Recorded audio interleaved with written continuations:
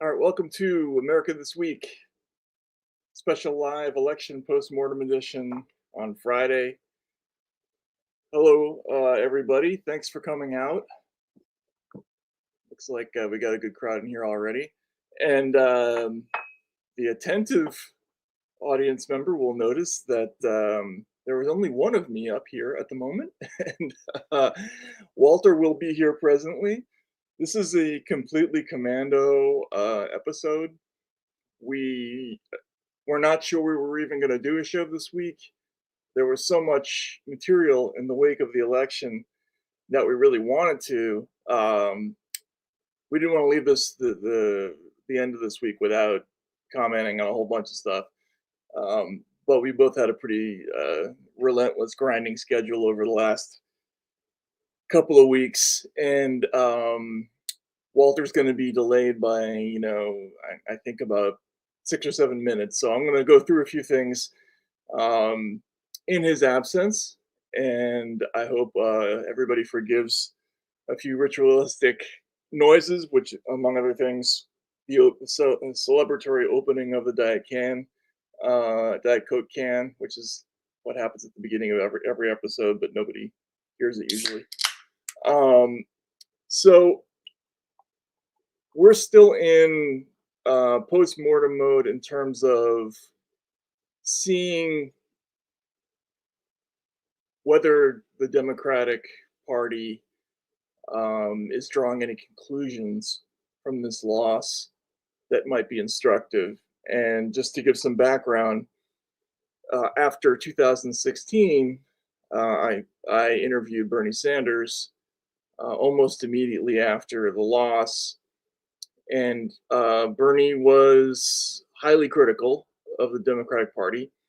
And this is going to be a theme today, folks, which is it's deja vu all over again. Bernie back in 2016 said a variety of things. He made some, I think, poignant remarks about how the Democratic Party missed opportunities, that it spent too much time on messaging, it didn't recognize the real levels of pain out in the population. Um, he talked about how what some people were calling vile nationalism was actually just a recognition that politicians and have a more of a responsibility to their own constituencies than they do to people in other places and other countries. He said that about himself. He said he and Trump were both drawing from the same energy. They just had wildly different solutions. He was Bernie was obviously um, not a fan of Donald Trump in any way, but what he was saying was that the reason for the election was that um, essentially uh, the Democratic Party didn't pay attention to the pain out there in the population. So what happened this time around? Bernie came out and he gave a yet another kind of emotional interview where he was really furious.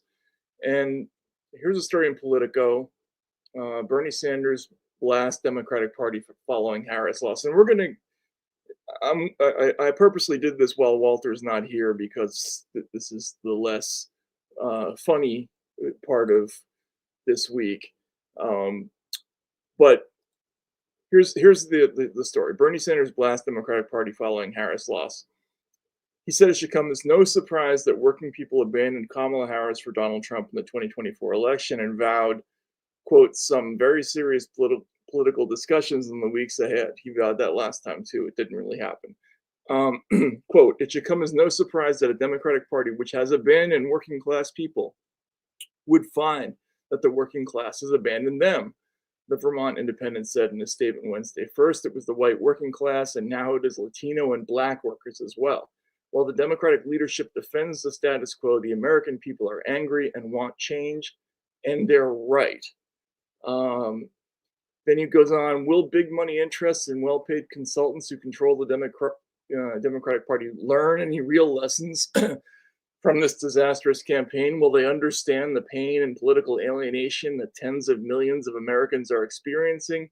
Do they have any ideas as to how we can take on the increasingly powerful oligarchy, which has so much economic and political power? Probably not. He ended his statement with, "Stay tuned."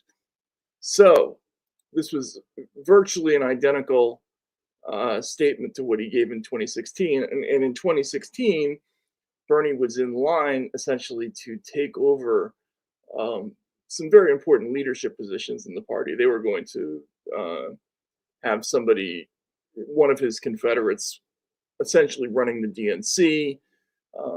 They were going to be involved in the D trip. There was going to be a lot of Sanders ideas that were going to be in the future platform of the Democratic Party.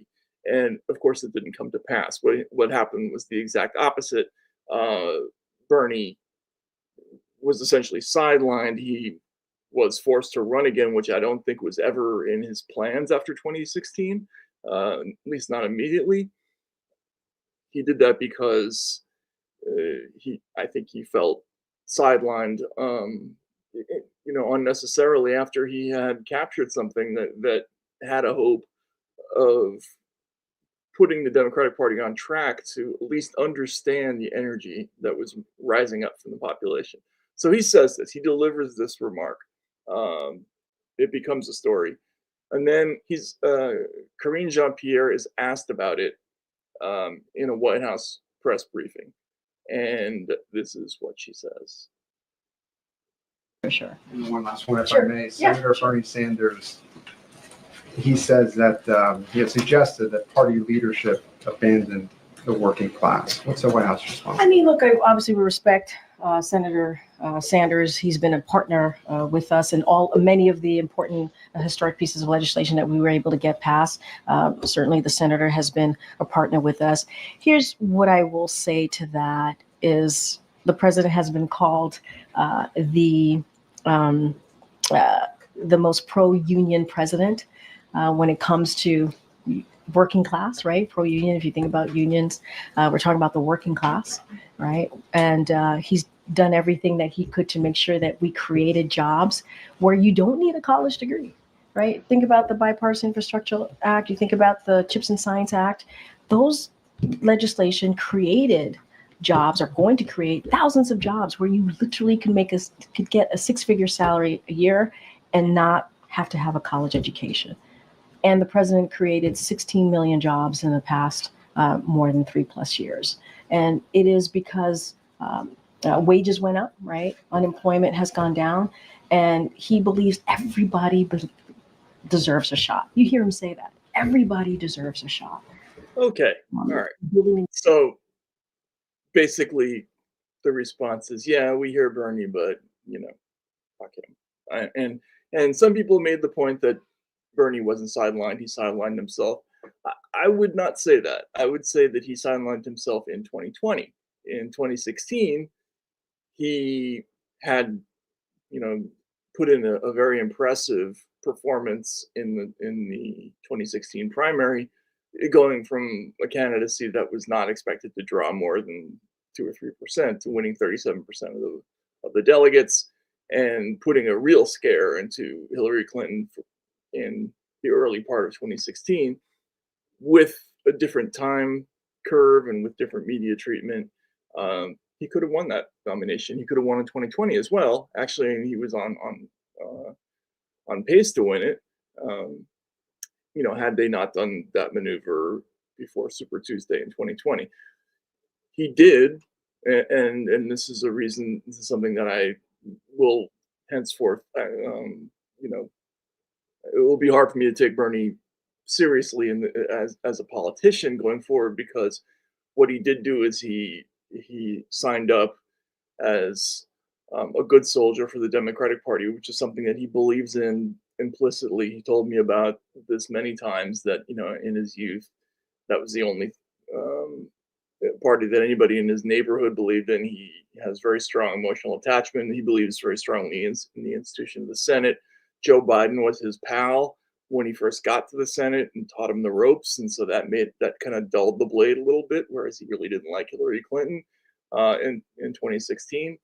So, but he did roll over in 2020. He did not extract a political price for his support, and that I think played a role in what happened in the next 4 years. So that's an absolutely apt criticism. I get it.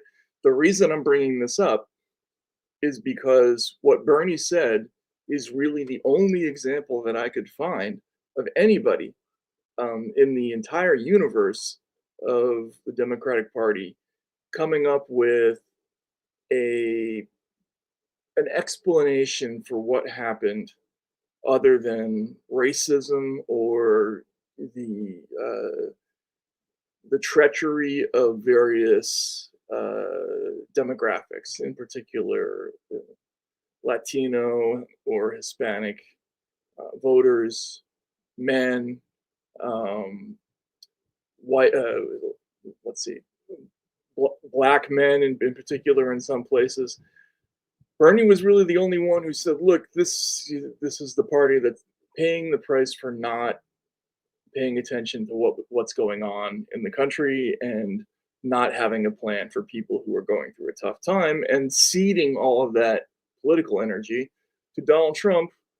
And Bernie has always felt that Trump is not sincerely helping, or not. His plan is not to help uh, Middle America. He has his plan is to campaign to get those votes.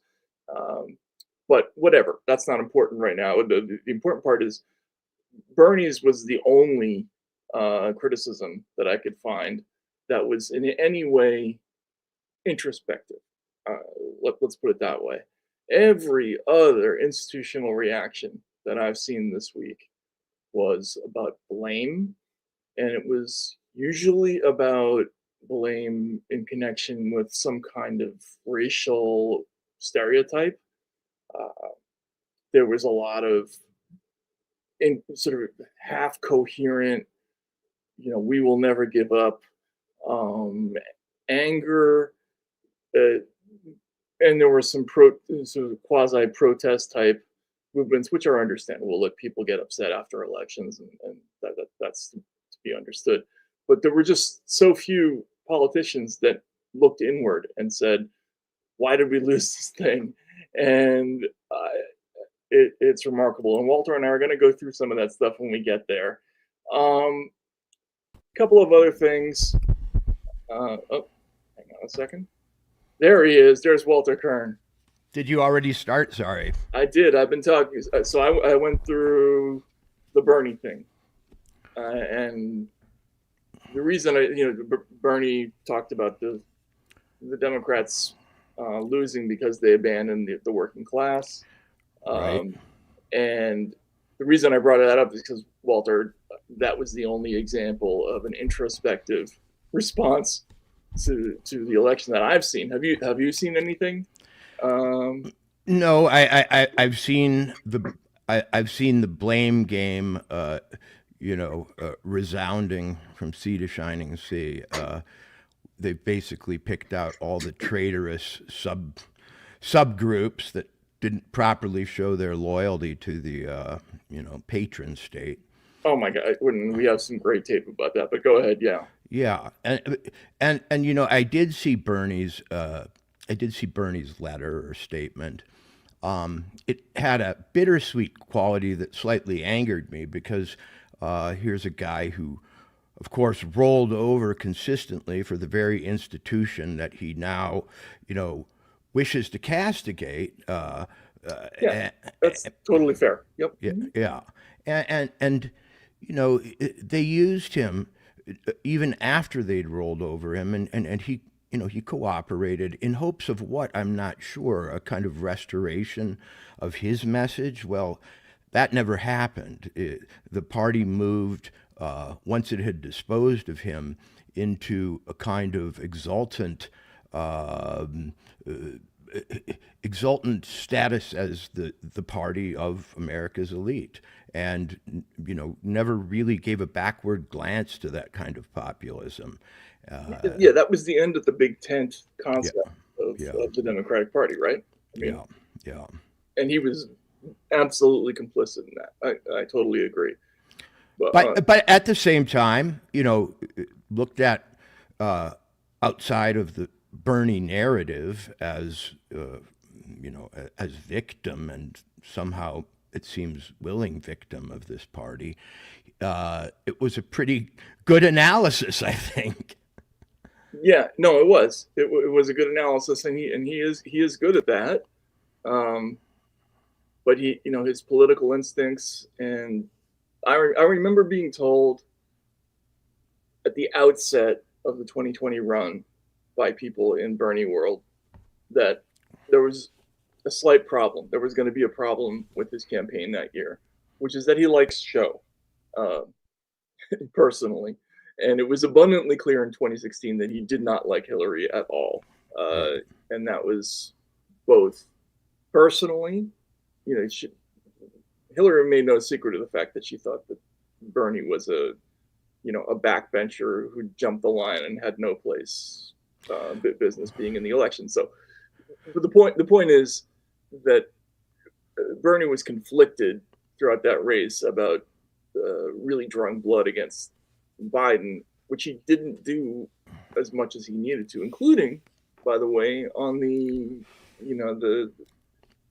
declining capability and cognitive issue. He just didn't go there, and nobody did. So, well, he seemed to have affection for Biden, and that's a dangerous thing in politics because you're elected to, and you're there to serve something other than just your leadership or your friends or whatever, but to prosecute some vision for the country and the people, especially at the national level. And so I kind of wondered if Bernie would have any introspection himself about his own role in all this, but he kept it to the party. He kept it to the party. It's a little annoying. There's a reason why we haven't talked about Bernie a whole lot in this show, because he made himself not relevant recently. However, I brought that up just because it was so different from this other thing that has dominated the conversation this week. And let's just take a couple of examples. Let's look at Lawrence O'Donnell blaming white men. God. So this is and there was a lot of this, by the way. Speaking from somehow outside the category or from deep inside it at its very center, I can't tell. And before we play this, let's just remember that in 2016, the universal reaction was Trump won because of racism, because of this kind of silent majority, Goldwater-esque anger about the inability to compete with a more diverse and better educated America, and also known in Bernie terms as rich people. Right. Yes. Exactly.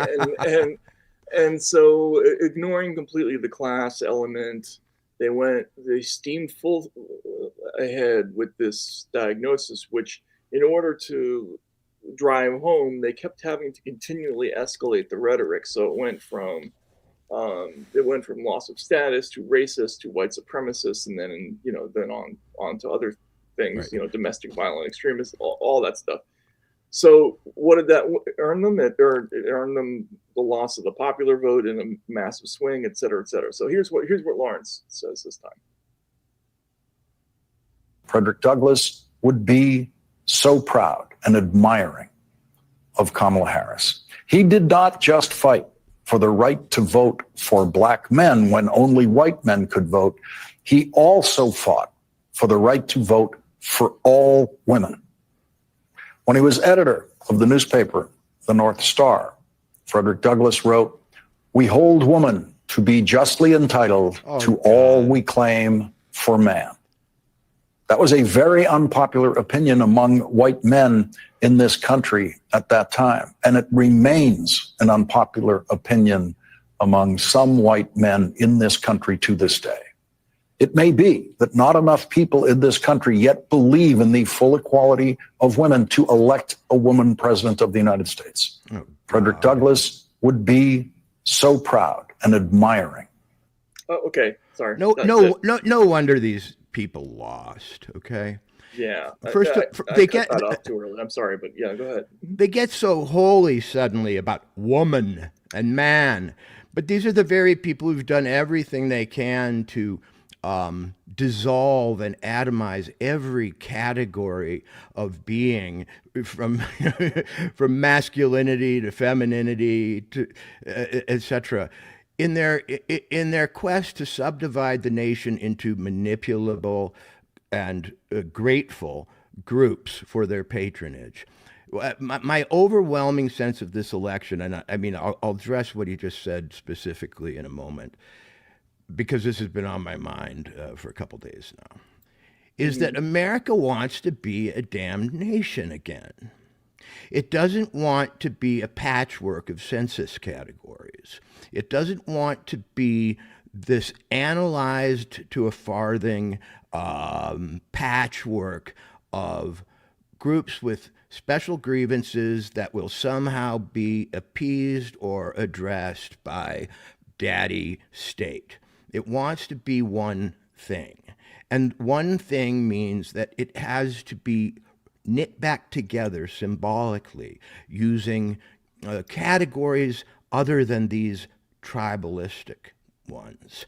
It has to be given a sense of destiny. It has to be awarded a feeling of honor and have a sense of pride stirred. But all these people can offer anymore is this stentorian, archaic, progressive, suffragette style,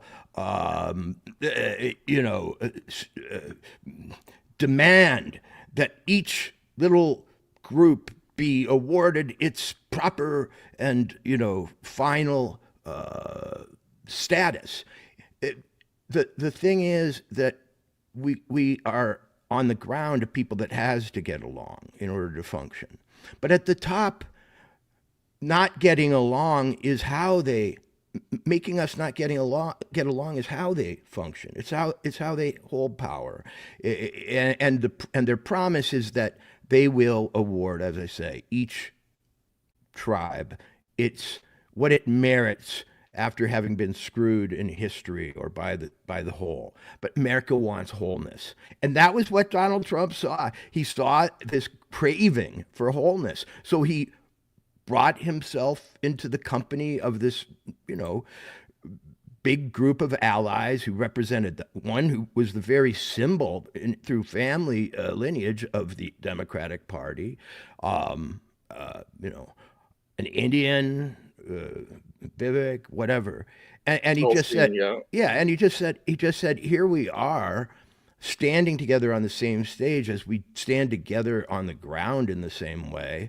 Let's get it on. And he had Elon Musk there, Rocket Man, to give a sense of mission to the whole thing, of a sort of long arc toward a national achievement that might be going to Mars or something like that, or some other scientific triumph. Basically, he went back to a JFK style New Frontiers mission or idea. And yet here's Lawrence O'Donnell, yet again, a Puritan preacher in his pulpit, could be an abolitionist. Not that abolitionism was wrong, but hell, it happened in the 1840s and 50s. Or not that being a suffragette was wrong, but it's over. And the ceaseless civil rights quest is not the way to bring the nation from this point forward. Well, it's not even a civil rights quest because they never talk about specific. Well, apart from the abortion issue, where they have talked quite a bit about things that they want, but on the civil rights front, they don't ask for specific remedies. They just sort of point a finger at different demographics and blame them. And we can get to some of the other groups that got got some of this treatment. But I also wanted to mention Lawrence had some choice words for the Electoral College, and he has interpreted. And he can't use them now because Trump won the popular vote. I mean, he No, can't. no. He Nope. tried it. He tried it anyway. Yes, he found a very creative way to get it in. Actually, I was impressed. Look, I wrote this in one of the pieces this week that Lawrence, during election night, there were many moments where he looked like he was on a Tharzine drip. Like he'd be on a set with a whole bunch of people talking, and it would just be staring off into the distance like he didn't know what was going on. But he rallied to have some impressively incoherent ideas in the wake of this thing, and one of them was this idea that safe states incentivized were a form of indirect voter suppression caused by the Electoral College. Now, see if you can follow what he's saying. You know, I would like to issue an apology to all of those states that we have not mentioned. It's not our fault. It's the founding fathers. They decided on this thing called the Electoral College, which interestingly, no other country in the world decided to copy. And because of that, in presidential terms, in effect, on nights like this, you have a right to think that it feels like no one cares about your vote. If you're in California or if you're in New York. And when you think about how enormous a force that can be in voter suppression, there may be nothing quite like it.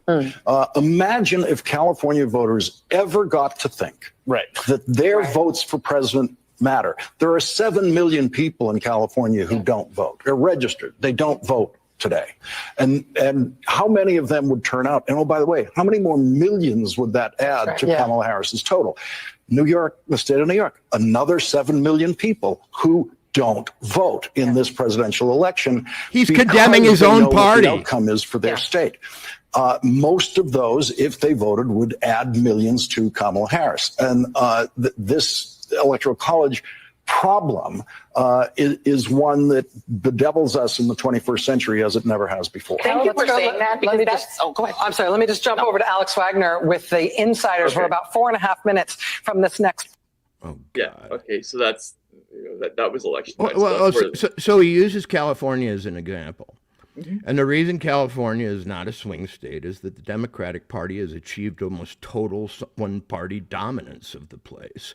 The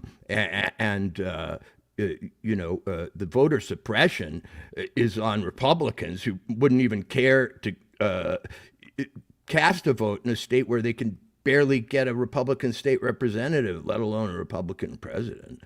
And then the fact that maybe Louisiana or Alabama aren't swing states is because the Democratic Party no longer in its national platform wants to have to compromise with the likes of them on anything. So, it's not the Electoral College that is causing people to, be members of pools that don't have special national leverage. It's the fact that the party, the Democratic Party, in this case, in the case of the right-wing swing states, doesn't talk to them, deplores them, feels they're somehow beneath them, is constantly castigating them for their racism, which is a way of just turning off the South with one switch, or at least the white South. Right.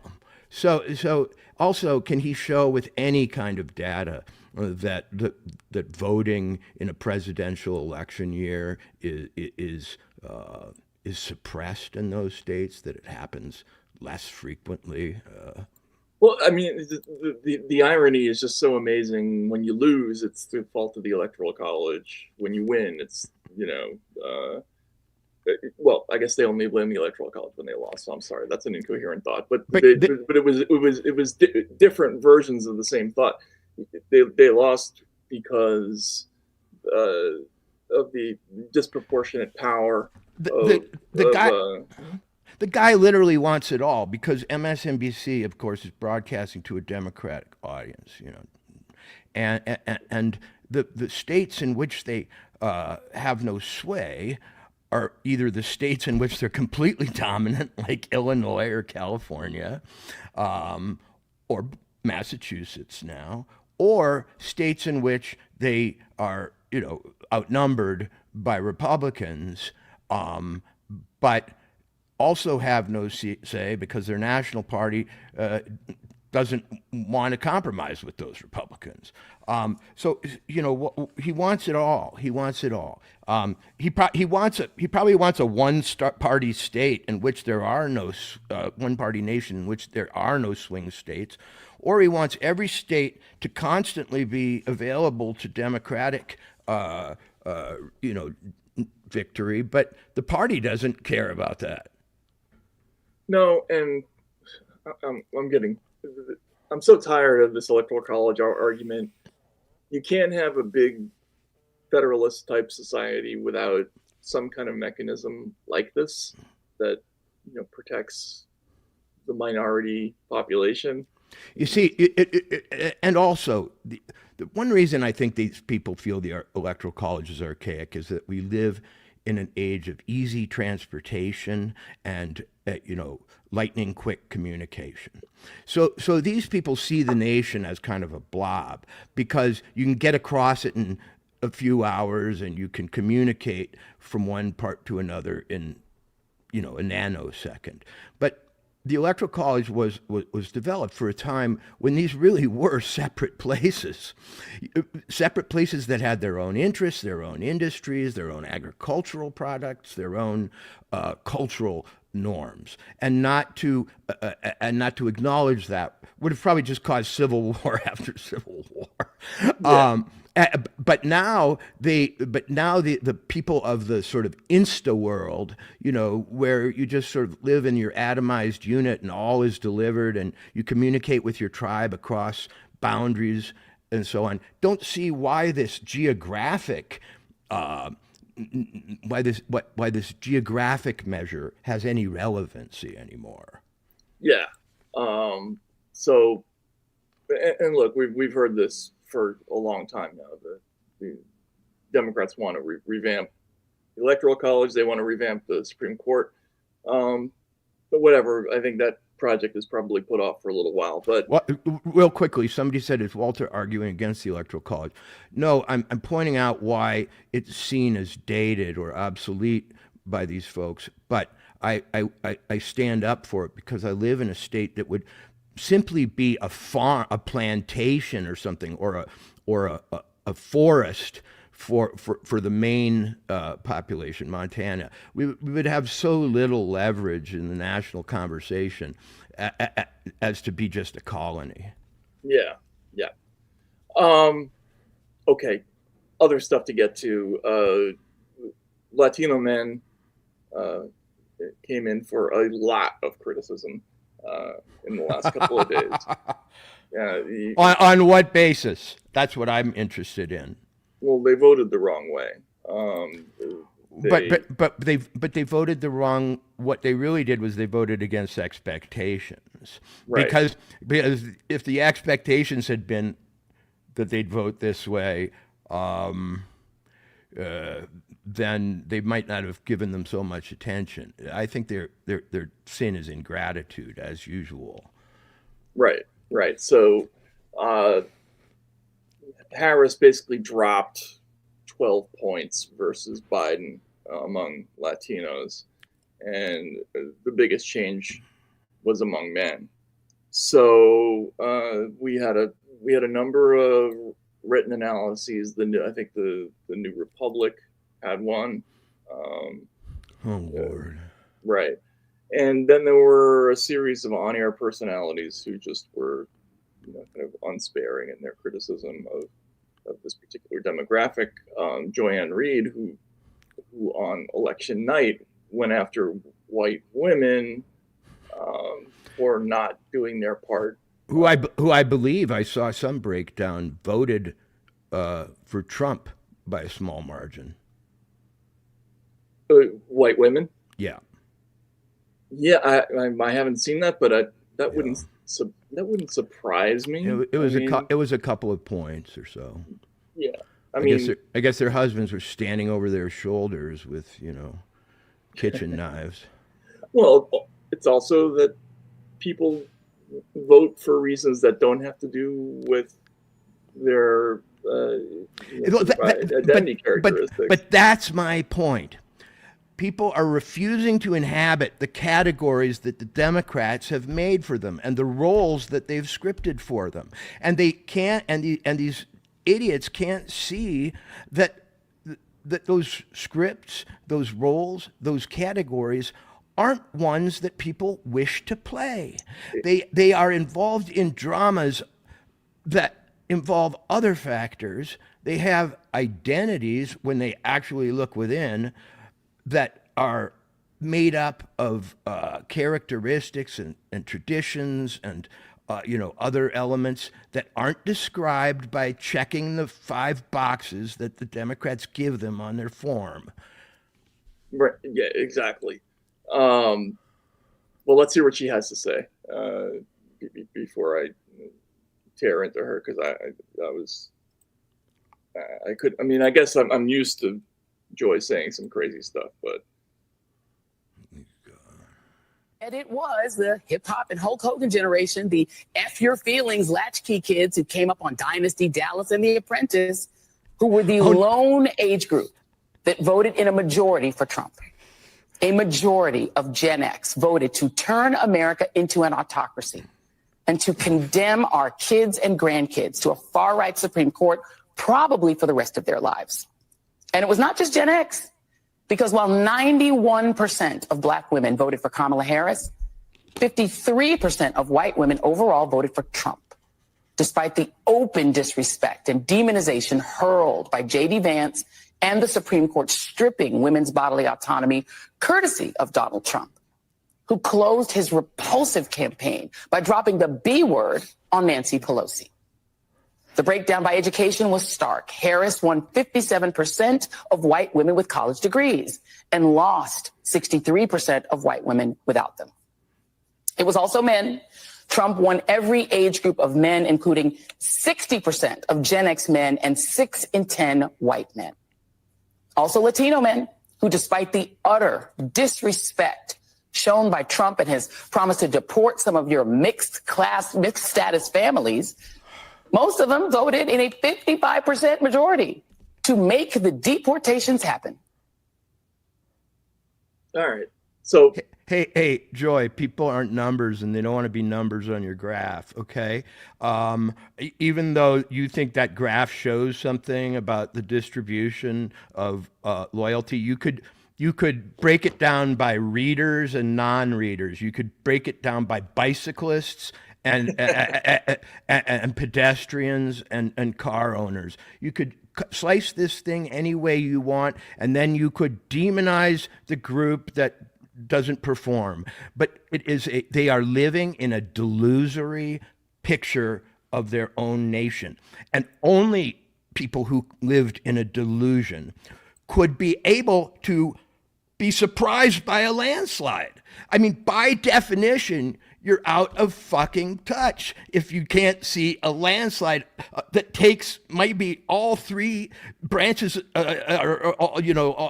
both houses, the House, the Senate, and the presidency away from you. it boggles the mind that they can't see it, and They're cult leaders. They're doubling down. This is cognitive dissonance, where you reinvest in failure because you cannot acknowledge that you have lost what you put in. Right now, MSNBC bothers me terribly, Matt. I watched it a little bit the other day in election night. I got to catch some of it. They are driving their viewership insane. All these lectures, these dark sermons, these horrible predictions, these anxiety-producing doomsday scenarios, and it's It didn't work. I don't know why the damn bosses are letting them keep on doing it. I mean, they're literally like Captain Queeg or something, standing on the deck of a mutant, during a mutiny. You know. Right. Yeah. No. They're doing exactly the same thing, and look, I saw you tweeting about Rachel Maddow and as a mental health indicator, and we have a clip of a rather remarkable conspiracy theory that she. I guess can we call it a conspiracy theory? Yeah. I mean, I wish the word was used less in general, but just so to make sure it's used less, let's start applying it to people like her, and then maybe they'll give it up too. Yeah. Before we show that, because we do have to show that, just to complete. I'm sorry, just to complete the thought on Latino men, Hispanic men. Yeah. Jim Acosta, the sort of celebrated badgerer in the White House press corps, had some choice words for Hispanic men in a CNN interview. And let's listen first, and then. Yeah. Sorry. Mm-hmm. I mean, a lot of folks are wondering, why would Latinos vote for Donald Trump if that means he might deport Abuela? He might deport members of their household. As you know, lots of Latino families in this country are of mixed status. And, a lot of folks are asking on the Democratic side, why would they do this to themselves? Do you want to see mass deportations? So the first thing that we need to do is close the border. More than 10 million people. Where did they get this guy? There have to be deportation. So there is no other way around. There have to be deportation. There have to be deportation we camps. have to respect the laws. Do you I'm want not to see saying deportation camps. Do you want to see people I'm in not saying camps deportation rounded camps. up and put in No. camps? No. Isn't that what you Well, voted for? Isn't that what you voted for? They are in camps now. More than 300,000 children are missing. So they're in camps now. Yeah. Lulu, one of the things that I think we need to talk about is whether or not let's get these people off the folks air. just had the wool No kidding. pulled over their eyes, and they're going to maybe get they were kicked voting off on the air. economic issues, but at the end of the day, maybe voting against their own self-interest. Oh my God, white saviorism run amok, and the whole voting against your interest thing. I mean, what does he know about their interests? Honestly, what does he know about the interests of a, let's say, a construction foreman in Bozeman, Montana, who's 36 years old, of whatever, El Salvadoran or Mexican descent. He's just bought his first house. His kids are in school. He wants them to get a good education. He's got to work all the time, however. There's a new baby and his wife's at home. And they go to church on Sunday at a Catholic church where they revere a God and a book that give them certain traditional guides to life, which they've found stabilizing. What does Jim Acosta know about their lives? Zero. But yeah, and by the way, if you don't go to church, and I don't, I'm a lapsed Catholic. I haven't been to mass like on purpose. I'm a Protestant, which can't be lapsed from because it basically is a lapse. But I'm married to a Catholic, so I would wager that I've been to Catholic church more often in the last year than you have. Absolutely, I'm sure you have. But in 2004, I did a story for Rolling Stone called "Bush Like Me," where I volunteered. For the Bush campaign in Orlando and ended up running the office. And one of the things that happened there, and I now wonder about the ethics of that, actually, although I made a point to do the best job I could possibly do. But one of the things that I learned doing that was that a number of our volunteers were Hispanic immigrants, and Right. I went to church with a bunch of them. And it's a central part. If you're a real religious person, what goes on in church is a crucial part of your life. And if you're not in touch with what they're saying, in those places, and how they feel about certain, for instance, social policies Right. that they may feel are undermining the family, for instance, right? Or um, or that disparage a work ethic that they treasure, right? Like there are things like that that Jim Acosta gets up there. He probably hasn't been out of an 8 block radius in around the mall for 30 years. I maybe I'm exaggerating, but it's that kind of campaign reporter, right?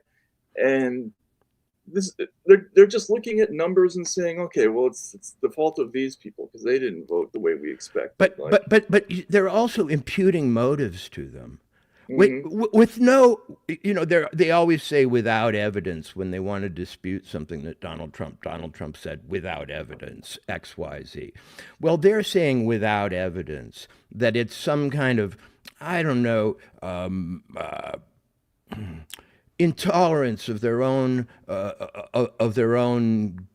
group or origins that causes this. That it's sexism toward the females among them. Right. That it's this or that, but they make no attempt to analyze what really might or back it up. What really might have motivated them. But you see, it's all wrong think and forbidden sentiment that is their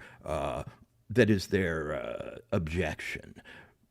Self-interest plays no part in it. They don't look at what kind of jobs people hold or where their incomes lie or their educational aspirations. See, that's the other thing they can't do. America is an aspirational place. Nobody wants to end up where they are right now. But these people think that everybody should act according to their present predicament, not what they want to get to. Right. You're poor and you're, an immigrant or you're Latino. So why aren't you, why are you not identifying horizontally rather than vertically according to your ambitions rather than where you're stuck at the moment?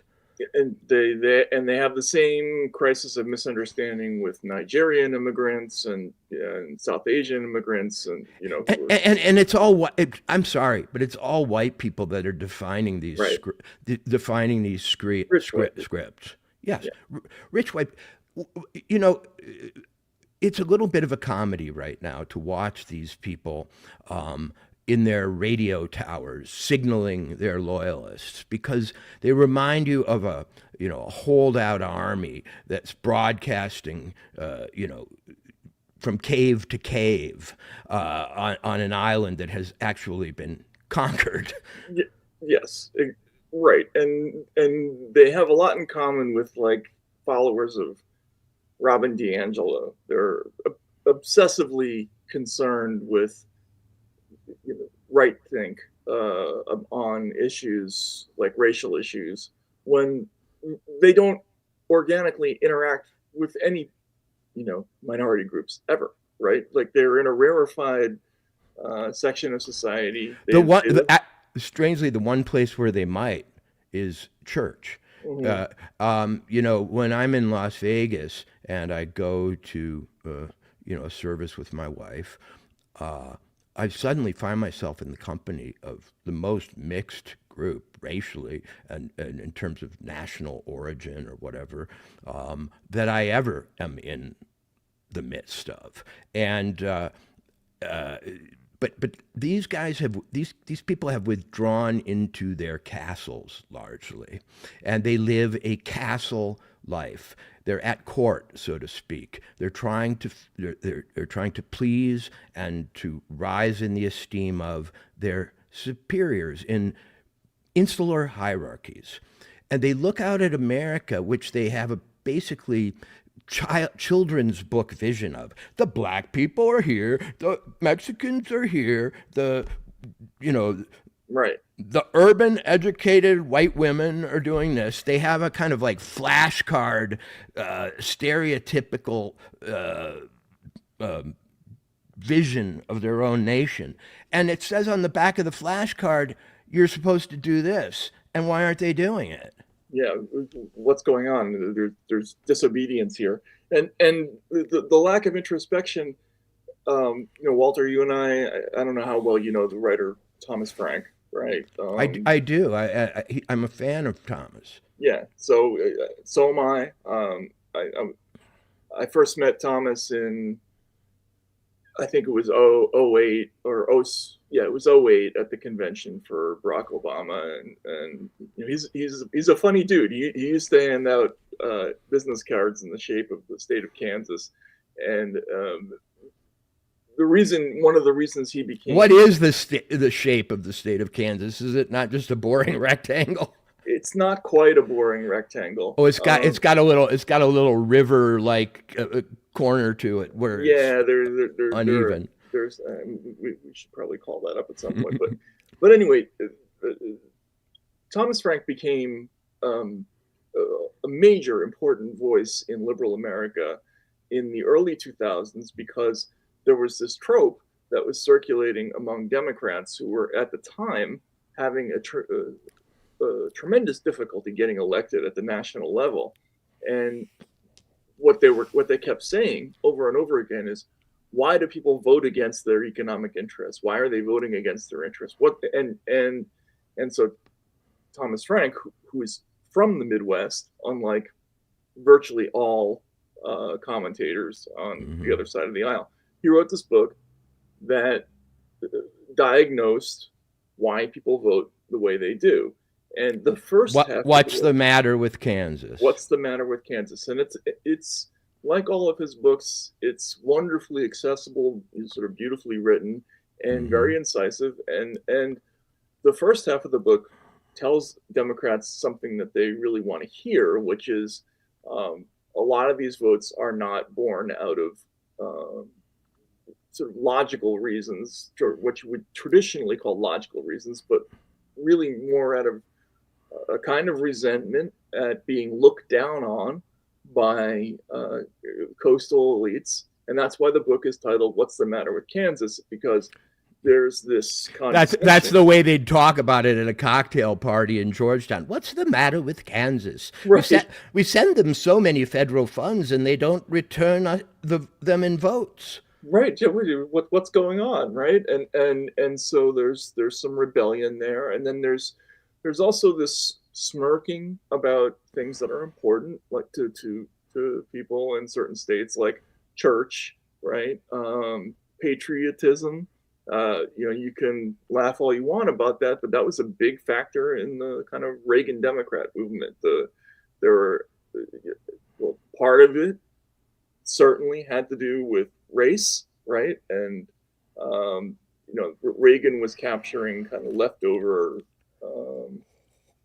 anger about things like affirmative action. Anger over affirmative action isn't necessarily anger about race.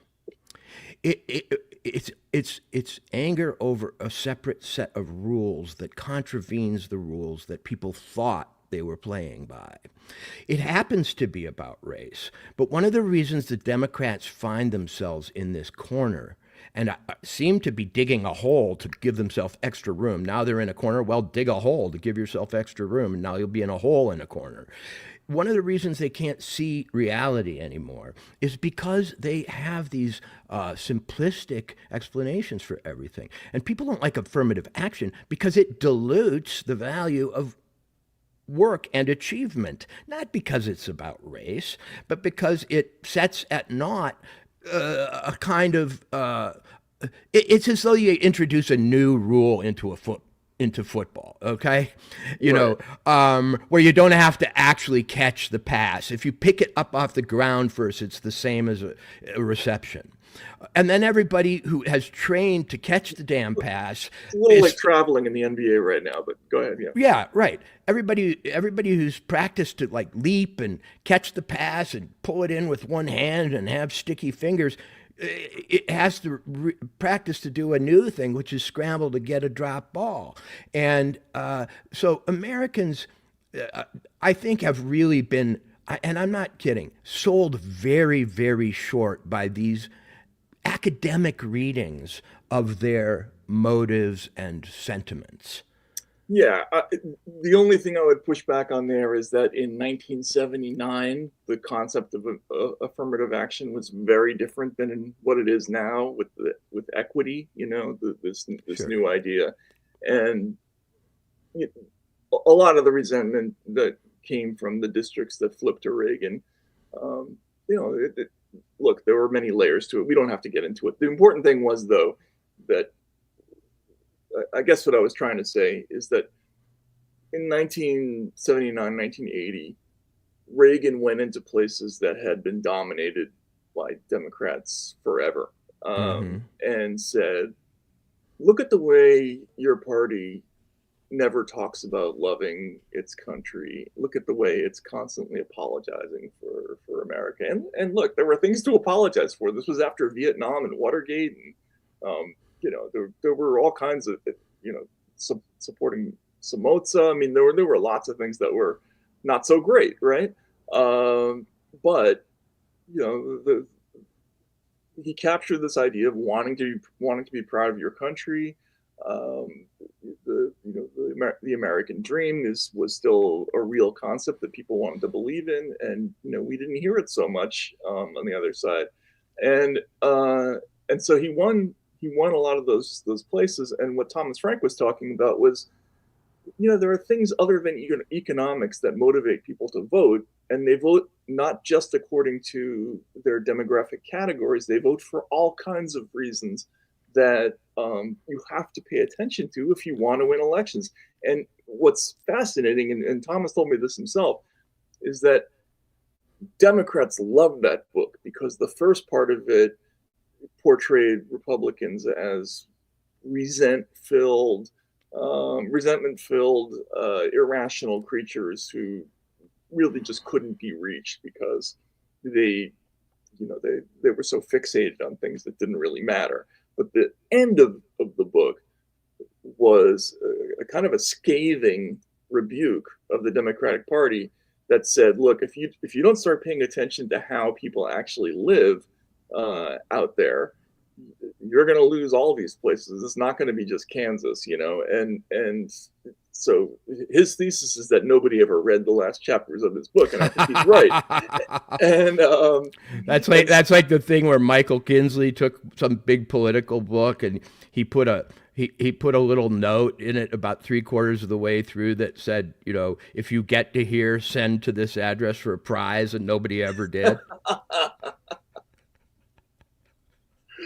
That's really funny. I can understand that with a Michael Kinsley book, but you know, with a Thomas Frank book, I mean, that was a great read. It wasn't his own book. It was someone else's, but it was esteemed, and every time you'd see it in the bookstore, I may have gotten the legend wrong, but that's the gist of it, I think. Anyway.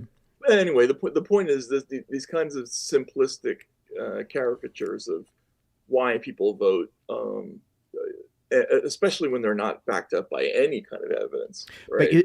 But you see, there is evidence of why people vote, but they don't like it because it contradicts their ideological assumptions.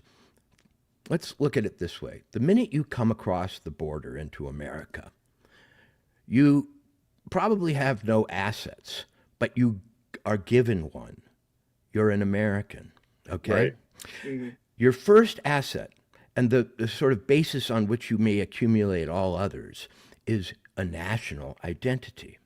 And preserving the value of your national identity is very important to people who don't have much, because without that, it's almost like they don't have a place to sleep. They don't have a basis from which to go forward. And the Democrats dilute the value constantly of Americanness in the name of serving client groups, or in the name of triggering guilt or remorse or anxiety.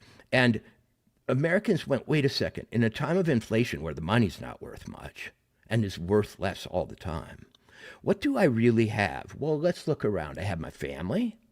I have my community. The value of my community and the value of any property in it is diminished by things like crime.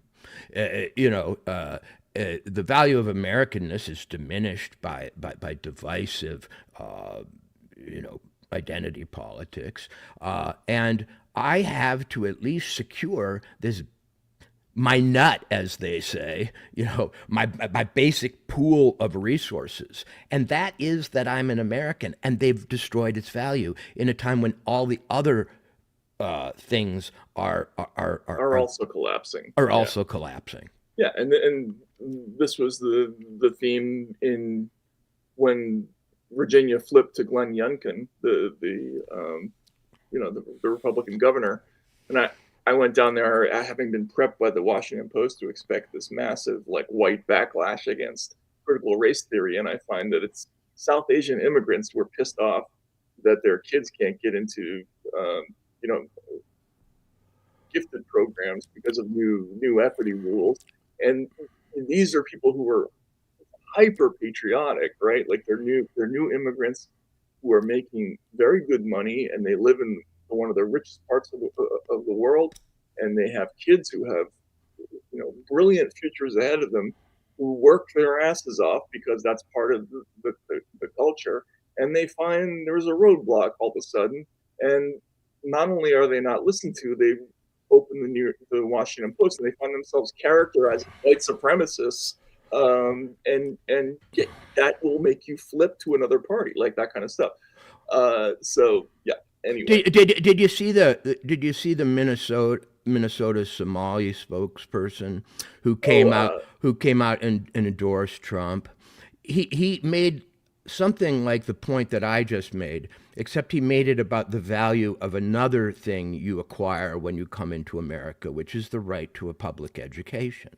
If that public education is worthless, if for whatever reason the instruction is of low quality, or it's politicized in a way that it doesn't allow for merit-based advancement, because it's supposed to mix people in some proper ratio according to ideological ends, then you want to defend and restore the value of that asset. And I think one thing that's never discussed and should be is that the decline in the quality of public education is a disaster for aspiring Americans and especially for immigrants, because they may not speak the language that well, but their children's ability to do it depends on what happens there at school, and their children's ability to learn the culture too.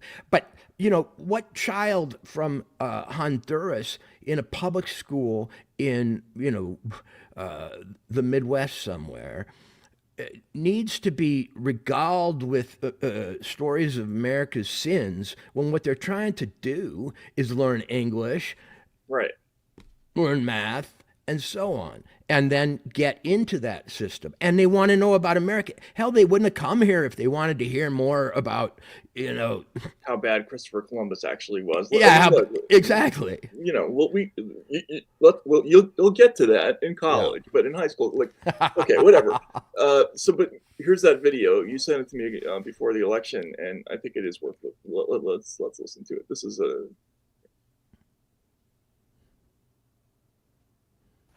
and the reason why is because he's a fighter. That's it. We like fighters. More importantly, the left left us. They left us. 33% of our kids at third grade cannot read at grade level. We went from the 6th to what? 19th now? In Minnesota in education? I mean, we are failing in every standard. 8th graders, 60% cannot do math at grade level. These are our kids. We talk about economic conditions here. Our conditions is horrible. We can't afford anything as working class and middle class people. Now, please understand this. We love our brothers and sisters who are Democrats, but you left us. And because the left left us, join the right, vote for Trump 2024, vote for George Rape 2024, vote for Mazie Young in St. Paul 2024, vote for Tajud in CD3 2024, vote for Tom Emma, our lion, out of St. Cloud. Farhan is here and is endorsing him. And please go out and vote, because voting for Trump without soldiers is giving him a failure. So please vote. Again, for the school boards, we have a ton of people running who are in the school board from all over the state. And please go vote for the Republican Party this time. Thank you so much. So how dare he, the Democrats, think? But what I say is this man comes from a culture where men still wear hats. Okay, and not just because they're bald, and aren't afraid to wave a flag, right? And have not been shamed and embarrassed by the guilt machine of Democratic politics, and need their kids to get a decent education. And he spoke so clearly, so succinctly, that it just completely devastates all the gobbledygook and demographic cross-sectioning that's done by the likes of MSNBC. Yeah, and I honestly, I think some Washington politicians, even, frankly, on both sides of the aisle, but more so on the Democrats' side, they don't know how ridiculous some of these ideas that they have sound to a person newly arriving in the United States expecting a certain thing, right? Like, this guy, as I say, he comes from a culture, or a community where men still wear hats, right? And he's got his kids in a school where the question of whether men exist is still in play, is already in play. The last, wokeness, so to speak, or advanced identity, late stage identity politics, I'll call it that, because I think its late stage has been reached already. It was a quick, play, and we're already in the end of Act 3. Is a luxury of white people. It's a luxury of people who've already gotten to a place where they can start tending to their neurotic concerns. But he doesn't need it. It's not going to help his child. It's not going to advance his interests. And more than anything, he needs to believe in something. And Americans, the last luxury good of sort of affluent Americans is that they don't need to believe in anything anymore. They're just getting by on some kind of, sociological, semi-scientific understanding of mankind itself. But this guy needs a place to stand, and that means he needs a country, and that means he needs schools that work, and that means a safe neighborhood in which he can invest, and maybe when he gets some money together, buy some rental units for the next people who come. And the Democrats don't see it at all. Well, or they do see it, and they can't say it because they're heavily funded by billionaire donors. Companies that are buying up those rental units so that ordinary people can't get them. Well, Matt, that there it is, because that's good old Matt Taibbi, because that cuts to the quick. They've become, for all their rhetoric and for all their public-facing concern with rights and grievances and social justice, they have become the party of BlackRock. Right. BlackRock, Cerberus Capital, like all these places. And look, they named after a dog that lives in hell. Who should take a contribution from that group? But they're all too hungry for it. Well, I mean, if you spend time with PE people or private equity people, it's perfectly appropriate that they name themselves after ferocious hell creatures, because that's how honestly that's their identity. They love the idea that they are voraciously gobbling up all of the country and dispensing with the human detritus that is getting in the way of profit. And look, I don't want to make too big a deal out of this, but I have people that I'm connected to even in my life, and I inhabit a fairly upscale strata, right?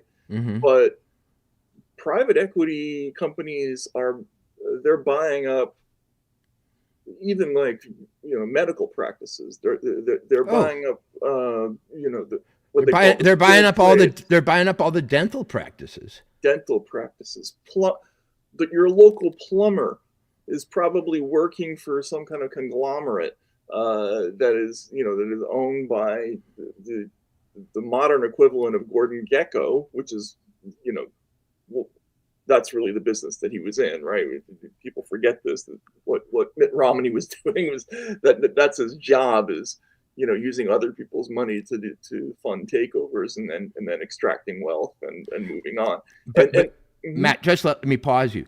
Those sort of tradesmen and small business people who are either being bought up or watching their business decline to the point where they might have to be bought up, or where they can't compete, I should say, are a big factor in the Trump victory. The guy who has a truck with a company name stenciled on the side is a Trump voter, in my experience. Yes, right, and that might not have been true. In fact, it was likely not to be true. No, maybe not. It depends on what kind of person we're talking about. The small business person cut both ways because there was resentment about hyper-regulation. But for now, I mean, there's no question that kind of person is no longer a Democratic voter. Then they don't even really want those voters, which is part of the problem. But anyway, before we forget, let's talk about. Let's get to Rachel's theory on what happened, because we're talking about how people make their living and how this influences their decisions. But let's hear what Rachel's theory is. Let me also point out something more strange, which has been happening at the same time and it hasn't had as much attention. The day before Trump made those remarks on Friday, he said, "You're never going to have to vote again after you vote for me this one." Oh, God. The day before that, on Thursday last week, he didn't say that people wouldn't have to vote anymore once he was elected this November. Now, the day before that, on Thursday, he told his supporters, not that they're not going to have to vote again, but that they don't have to vote this time, that they don't need to vote for him this November. No. My instruction, we don't need the votes. I have so many votes. My instruction, we don't need the votes. I have so many votes. He said that on Thursday last week. Oh, boy. And it turns out this is something, when you look, he says this all the time now. Yeah. My instruction, we don't need the votes. I have so many votes. We don't need votes. I tell my people, I don't need any votes. We got all the votes we need. I don't need votes. We don't need votes. We got more votes than anybody's ever had. You don't have to vote. Don't worry about voting. The voting, we got plenty of votes. Don't worry about voting. Of all the weirdness around this campaign, this is a truly strange thing to tell people, right? Don't vote. I don't need your vote. I don't want your vote. I mean, all the surface level weirdness is, worth noting. Having a new position on literally anything you can think of as soon as any random rich guy tells you to. That's a weird thing. Picking the eccentric billionaire's intern for your running mate, even though you apparently had no idea who he was or what a disaster he is on television. All of this is weird. But telling voters, who's she talking about? JD Vance? Doesn't matter if you do. I don't need your votes. That is a thing that should prick up your ears.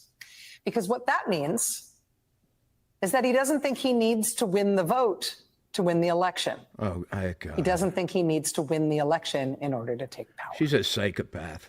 He thinks something other than votes is going to determine whether or not he gets back in the White House. She's a psychopath. Yep. She's lying. Matt, I don't have time to address Rachel's 5-second clips that if I watched 20 seconds of them would make sense. In other words, I mean, she clips out 5 words from some Trump speech, and frankly, that repeated remark of his, I don't have the context for. But I can pretty much guarantee you that it doesn't mean I don't want you to vote for me. Okay, it's part of some longer paragraph or some point or some ironic, statement that they have clipped the heart out of. So I can't even really address it. All I can say is that, obviously he wanted votes, because I saw on election day his entire campaign, his guy in Pennsylvania, this Scott Pressler, going to every damn door in the Amish community to get them out.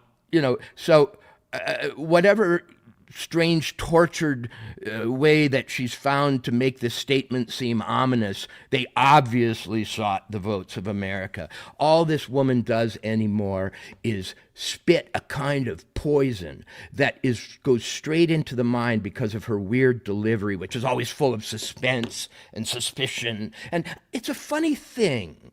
You know what, John? And I'm tired of it because it's driving people to psychosis. Yeah, and this is what they criticize. This is the just asking questions thing that they said was an illegitimate form of of journalism. When people like Tucker Carlson did it. This is what remember when Tucker did that video early in the pandemic. I know it was a year into the pandemic, after the vaccines had come out, where he was saying, they're not telling us that it's okay for us to go outside or do this or that. Maybe there's something they know about how ineffective the vaccines are, or that they're not telling us.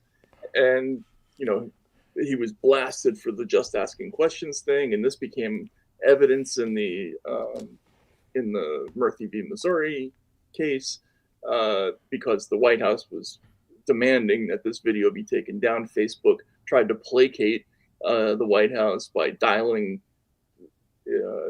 amplification of it down exactly 50%, and that was a version of this, except he was asking a concrete question about something that turned out to be true, that they later revealed that the lack of efficacy against transmission or infection. But she's just putting it out there that he doesn't need votes, and that you're absolutely right. If you see the whole context, it's going to turn out to be one of those Liz Cheney things, like. She's insinuating that he's counting on massive fraud. Come on, say it, okay? Don't do this. I find it interesting, with her weird triangular eyes, always arched eyebrows. Basically, Rachel is a permission structure for left-wing conspiracy thinking. That's all she is, okay? And she's a delivery vehicle for it. And yet she never really gets to the whole madness of what she's saying. She never says they're defrauding the electorate and this is how they're doing it, because she can't do that. She doesn't have the evidence for it. She'll turn around if the Democrats are accused of that at the same time and go, isn't it interesting that they charge fraud when they lose? She can use this instrument of hers for any end, and they can use this selective editing trick to put graphics and video up behind her. But it's now an act that I think is not only toxic, it's always been toxic, but it's also transparent, except for those who are addicted to it. Yeah, right. And that's maybe that's the business model that they're going for, is let's just hold on to our addicts. I'm sure it is. Sure it is. And in another example in that vein was my former employer's Rolling Stone just put out an article. Let's see if we can put it up here. Republicans celebrating by admitting they can't wait for Project 2025. And if you go down, I don't know how much, let me see if I can find the exact quotes. Oh, yeah, you got to get a subscription, unfortunately. But basically what it is, it's people like Steve Bannon and Benny Johnson saying, pass it on. Now we can admit it really was about Project 2025 all the time, and we plan to implement it. But you know, They're taking the piss, and Rolling Stone is writing it up as if it's a real thing. But Matt, you know what? If Trump had just said, "Yeah, Project 2025 is my platform," he might have still won.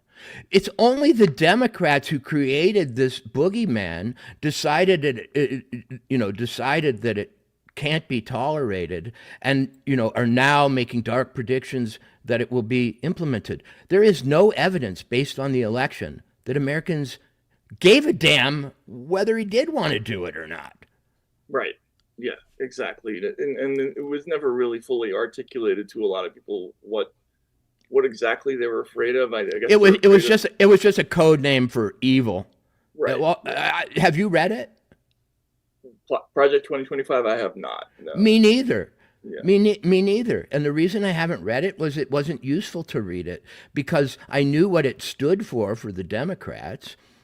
Right? It stood for evil. It stood for some incipient fascist form of government or Christian nationalism or one of their other, bugaboos. And on the right, it was not, Trump disavowed it, and he I never heard anybody on the right talking about any of the ideas that were reported to be in this thing. But yeah, go ahead. It's a think tank document. And I don't know that Trump is a think tank president or think tank candidate. He's much more of a pragmatist, and he does deals. And I don't think I have never detected in him some grand traditional conservative ambition. He talks to his religious supporters in religious terms, but he doesn't even seem like Reagan or even George W. Bush, frankly. Mm-hmm. Yeah, who was always on and on a syrupy talk about his faith and so on. Yeah, and like I just we'll cross that bridge when we come to it. When somebody actually tries to implement any of this stuff. Whatever it is, I still don't know. Yeah. Hold on a second. Somebody's criticizing me here. What is Matt Taibbi himself who describes Goldman Sachs as a vampire squad? I'm specifically. Well, you must have come in late because he just did 10 minutes ago. Okay. Yeah. He just specifically did that, and enough that I even commented by saying that's the old Matt Taibbi. Yeah. I don't know what people are saying. I mean, look, it's an underreported phenomenon that reaction to 2008 was a factor in Trump's rise. And, I can get into that if people want to, but right.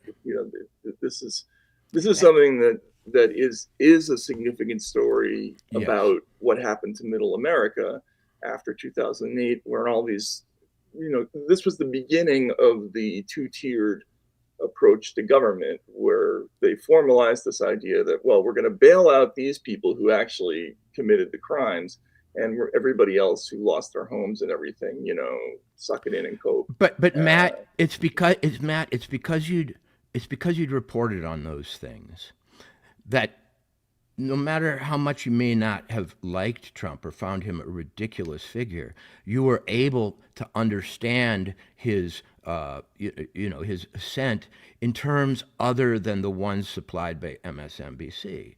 And the truth is that in 2016, Hillary Clinton was tagged with, I think properly, with the label Wall Street's girl, which she was. I covered that election carefully and those campaigns carefully. And something that had unusual prominence was her closeness to Goldman Sachs. These huge speeches for huge paydays that she'd given secretly to Wall Street. She wouldn't even release the transcripts of them. In a positively rapacious schedule of these speaking events. I mean, I'm sure the Obamas have eclipsed it since then, but She was like, it was like she was trying to set a world record, or it was like Battle of the Network Stars or something like that. And she had, it's one of the reasons Bernie rose to prominence is because he was able to paint her successfully as a creature of Goldman Sachs. Now, why was Goldman Sachs unpopular at that time? All the investment banks were unpopular because, not just because people had been foreclosed upon or because they had bought exotic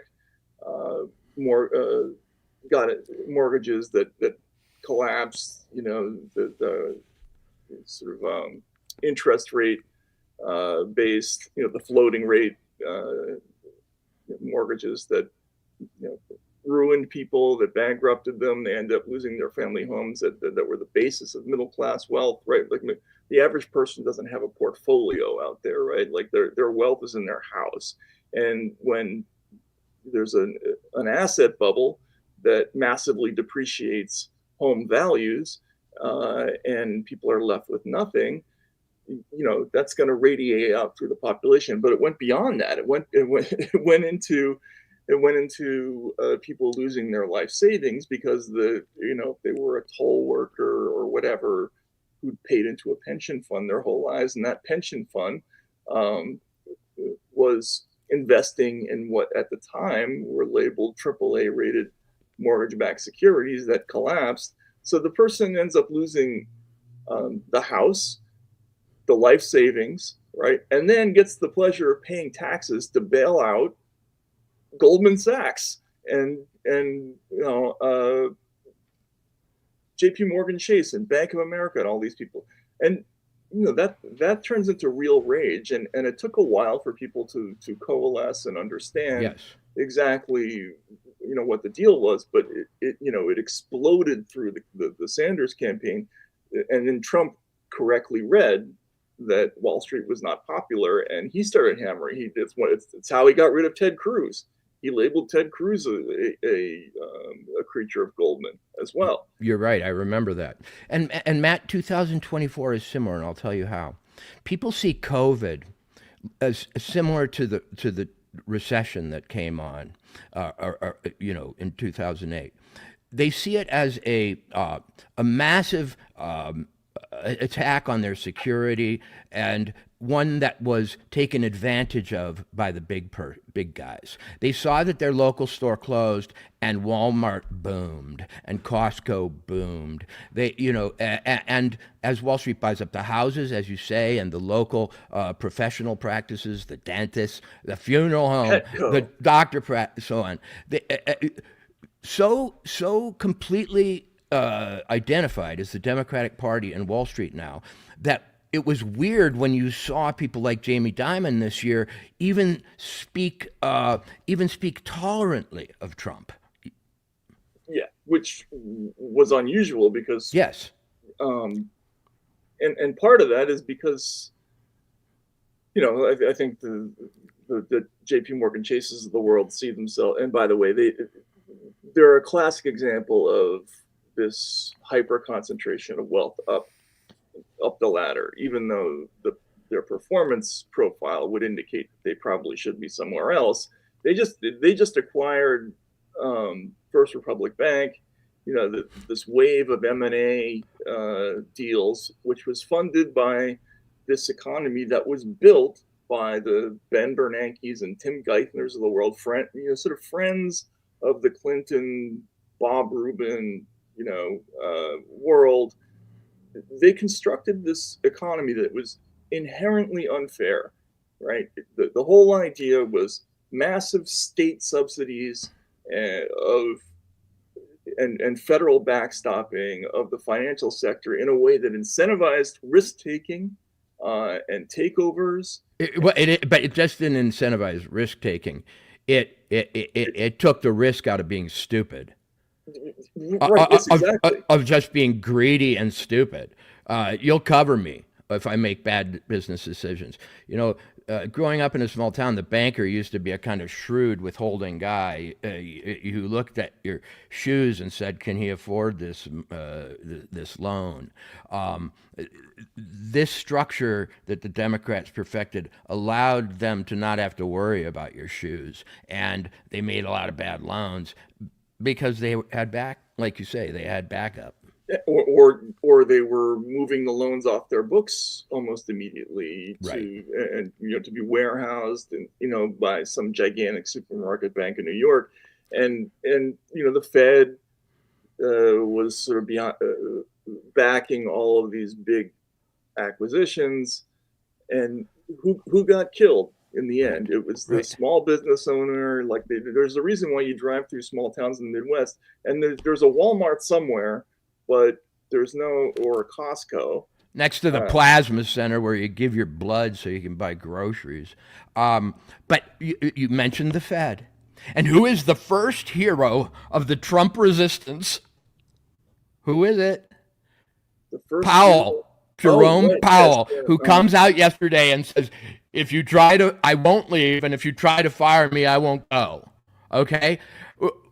What more perfect demonstration of what you've just spoken about is there than the one who stands up to Trump is the head of the frickin' cartel of private banks called the Fed? You try to fire me, I won't go. Like, I mean, look, the Fed obviously exists in a quasi-public area that has been frustrating to government for a long time. But look, they dumped $1 gazillion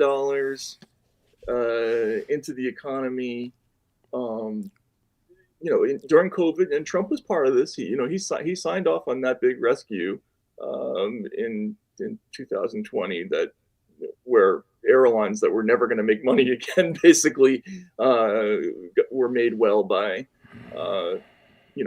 Fed largesse that just kept their stock prices up. But the point is that this was highly selective, all of this stuff. They just put tons and tons of money into a certain part of the economy where, what did they do with it? You had takeover artists who were buying functioning, profitable businesses and selling them off for their component parts and firing people, and compressing everything into these sort of gigantic enterprises, soulless companies, and eliminating the American downtown, right? And that's going to bounce back somewhere. I thought it would be the Sanders campaign, but it wasn't. But it was almost twice. It took real inside machinations to stop it. So the Democratic Party at that point wasn't just passively the party of Wall Street. They weren't just accepting their money and going along. They decided to actively become the party of Wall Street in persecuting, in holding down its adversary in Sanders. Right. And at that point, they became not just its partners, but its enforcers. Right. Yes, exactly. That whole thing, stamping out Bernie, they did it in two different ways. In 2016, might have been even more crooked than 2020, but they did it. And Bernie, who I would not say is politically the most brilliant, innovator in the world. I mean, he's got part of what people loved about him. Yeah, but he found a way to answer the biggest question about his movement, which is how are you going to compete with the Republicans financially? He became the top fundraiser in the cycle, just by going around and getting people to give their hard-earned dollars for his campaign. And look, that was an amazing thing, and they crushed his campaign. But this whole thing where you're wiping out huge parts of the country and not expecting blowback to come from somewhere. Right. It's just crazy. The process is consolidation of power by these big entities, and what the Democrats in so-called globalism, which is a word they kind of ran from this year, but I think it still describes a lot of their agenda, is a consolidation into an even larger group. The the multinational flow of just unboundaried capital, ruled by councils that are no longer national and above electoral, politics, and a discourse that is manipulated also multinationally, and so people were like, wait, I don't, the nation, America, is now like one of those mom and pop stores being folded into a chain, and we don't want that. This is the largest unit that we still control as a population, the nation of the United States, and these people, not so secretly, want to cause it to be absorbed into some, Leviathan even bigger than a nation. We have barely got a voice here. We're going to have no voice in that. Right. Yeah. No, I mean, and that's going to have a massive impact on how people vote going forward too. Well, look, one more thing, Walter, you said something the other night that I think was really interesting. You pledged to no longer use certain words because over the last 8 years, we've had, this long list of deceptions that have been drilled into our head, and we've had to take them seriously because all the institutions did. And I thought about that, and I think it's a great idea. I think we should start. I wanted to ask the audience today, like, what are some terms that we could stop using? Like you talked about. I forget what the one you brought up, but I thought about pandemic of the unvaccinated as one, right? Right. Or privilege, right? Or privilege as a verb. Intersectional, all the woke words for putting phobic on the end of things, as though that's the final description of the motivation of some group. Patriarchy was one of them, right? Yeah. The patriarchy, all these vaporous names for groups that don't exist.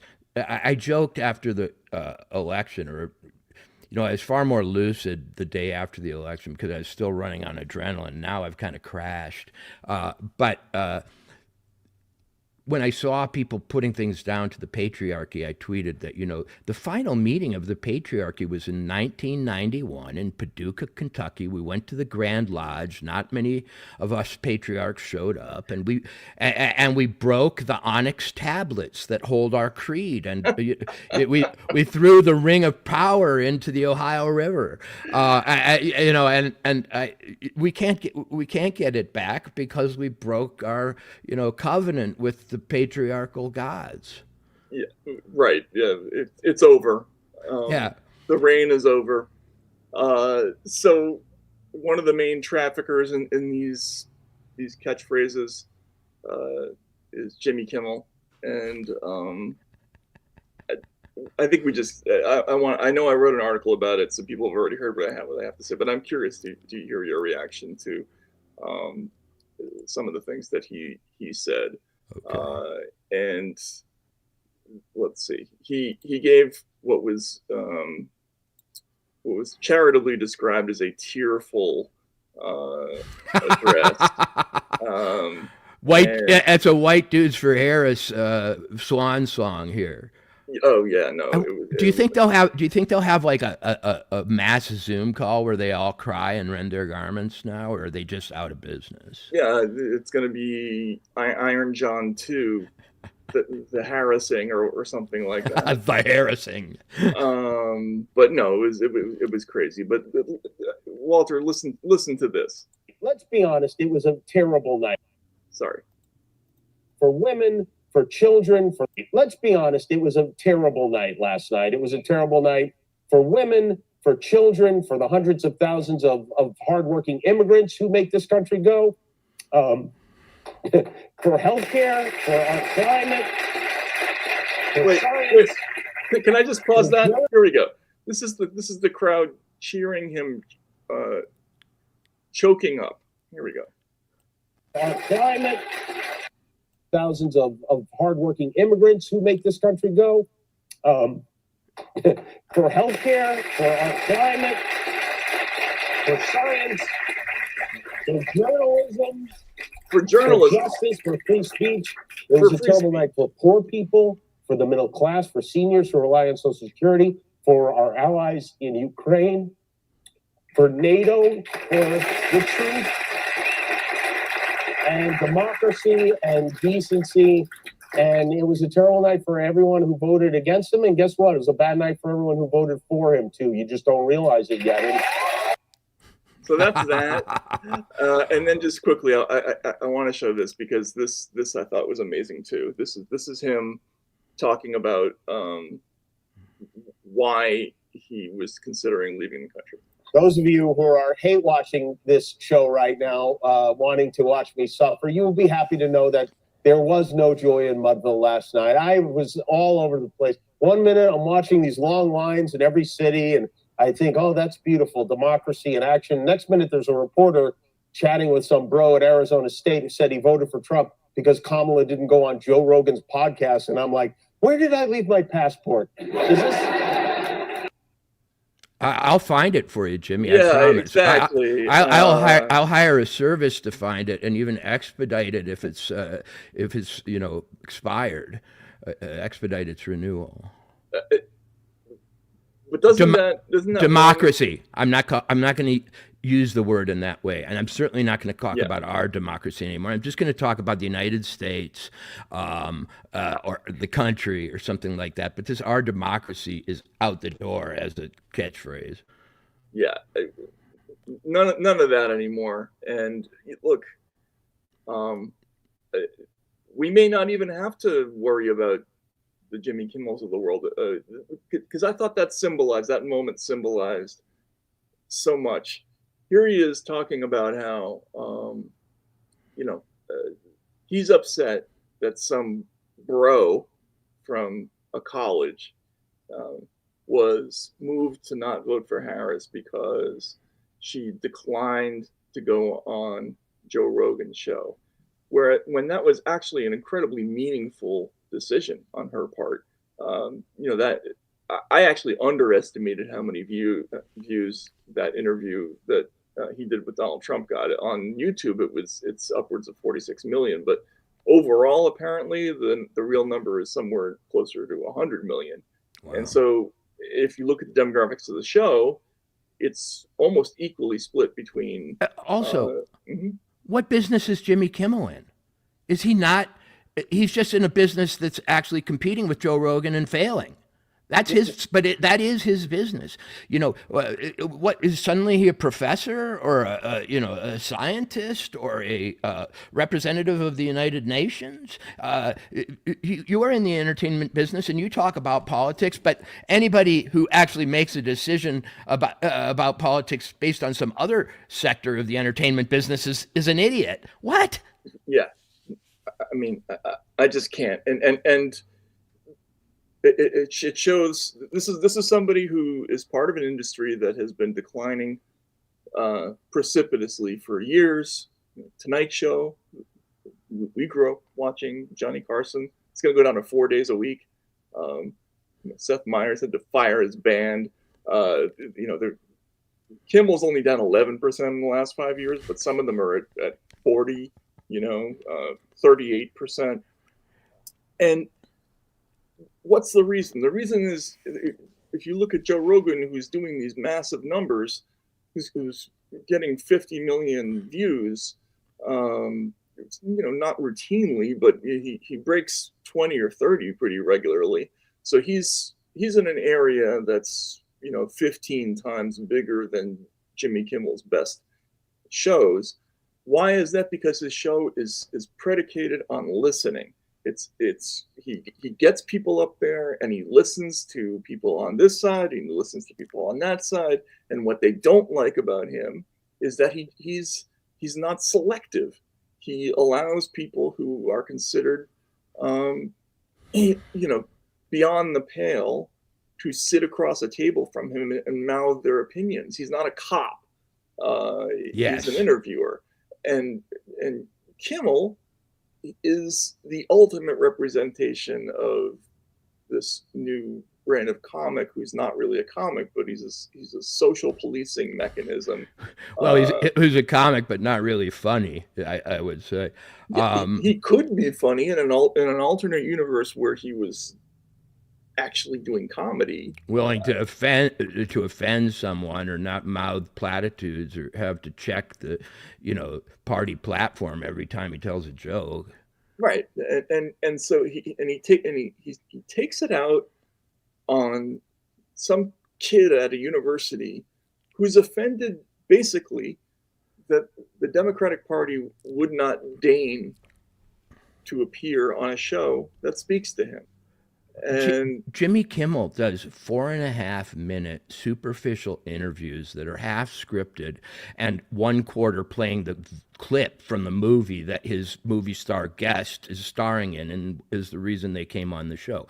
Joe Rogan does 2.5, 3, 4-hour interviews in depth that are not scripted, with people who he then sits back and listens to. One of their answers is longer than a whole appearance on Jimmy Kimmel. Yeah, you got to be on something to get through that show, and it's a valuable show precisely because it's so long that something about you comes out that audiences will have never seen before, and they get to see your entire point of view about all kinds of things. And Joe will throw in questions about stuff that have nothing to do with anything you've ever written about, just to see how you react. And that's incredibly valuable in a political cycle. And his audience was in exactly the strike zone of where she needed to reach in order to win those states, the battleground states. And she just decided, it wasn't that she declined to go, it's that she issued conditions. He's got to come to Washington. It's got to be an hour and not 3. She wanted to make him sit up and beg, which is even worse than just declining. I thought it was insulting, and so I don't know. That spoke to me about the resentment of the declining, sort of social police, and maybe we'll get back to actually having comedy because, Well, I mean, Joe Rogan is, besides the fact that he's a great long-form interviewer and he brings on heterodox guests, he's the center of a big comedy scene that includes the comic who told the Puerto Rican joke at the beginning of the Madison Square Garden rally, which the Democrats once again portrayed as some kind of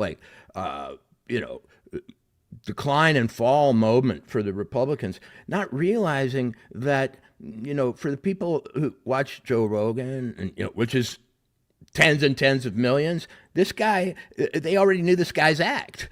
I didn't, but everybody who knows Joe's stable of comedians knows Hinchcliffe's act. Once again, we're watching, I think, people going down on a ship, playing the violin, excoriating the rest of us, but we're on dry land and they're on a sinking ship. And they're lecturing to us, like Monty Python's limbless night. How dare you? Come back, you pansy. Yeah, exactly. No, and they're lecturing, and they don't realize that the joke's on them. And one last thing, I don't want to dwell too much on stupid fucking Jimmy Kimmel, but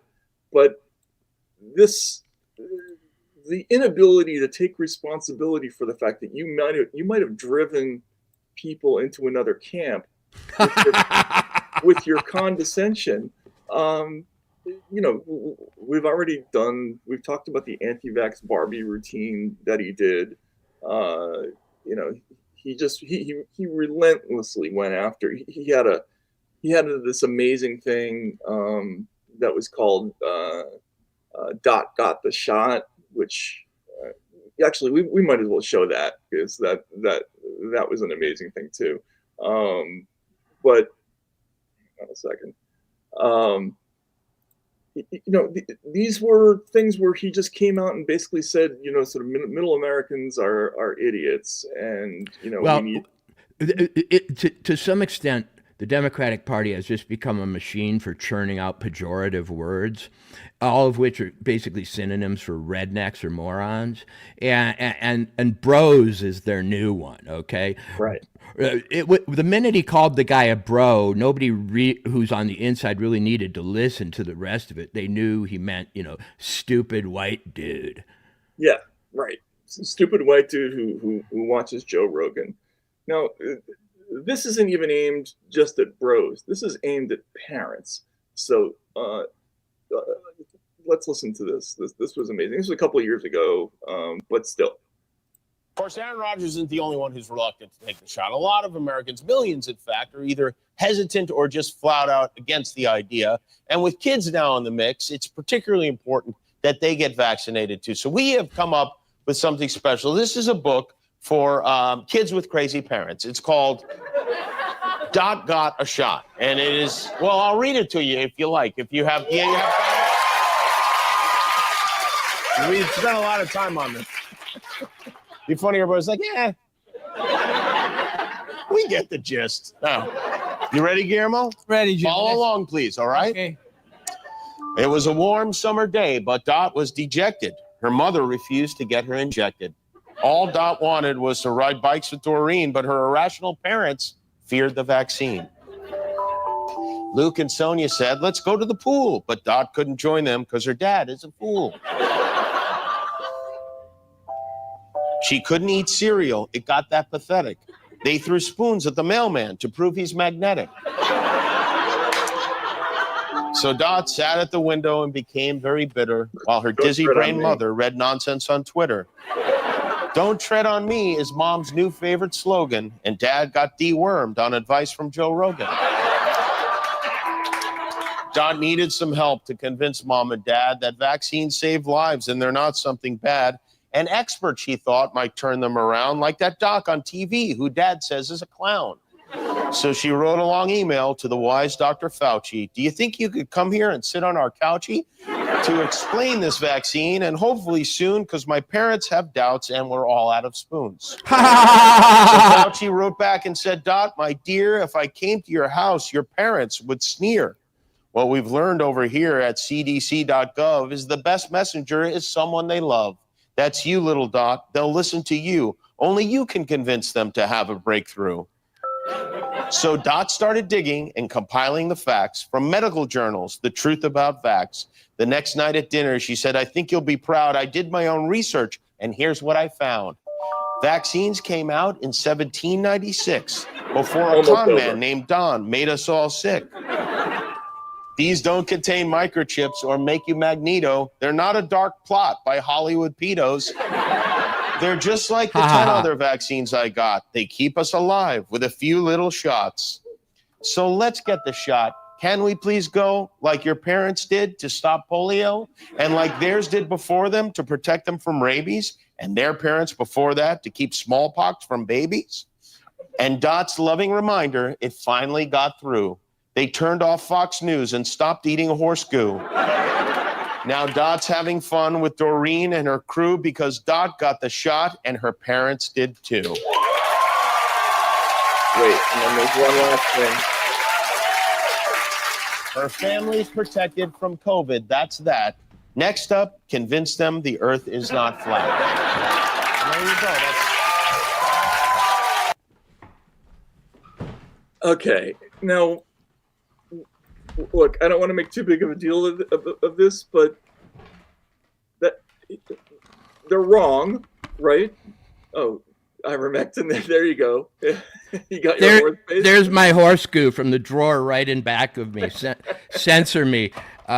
Every time I get the sniffles, I take some, and I get better before everybody else. F off, dude. I know enough about medicine now. I spent the whole week with Brett Weinstein. I'm not going to hide my horse goo anymore, okay? Listen, man, this guy is going to go.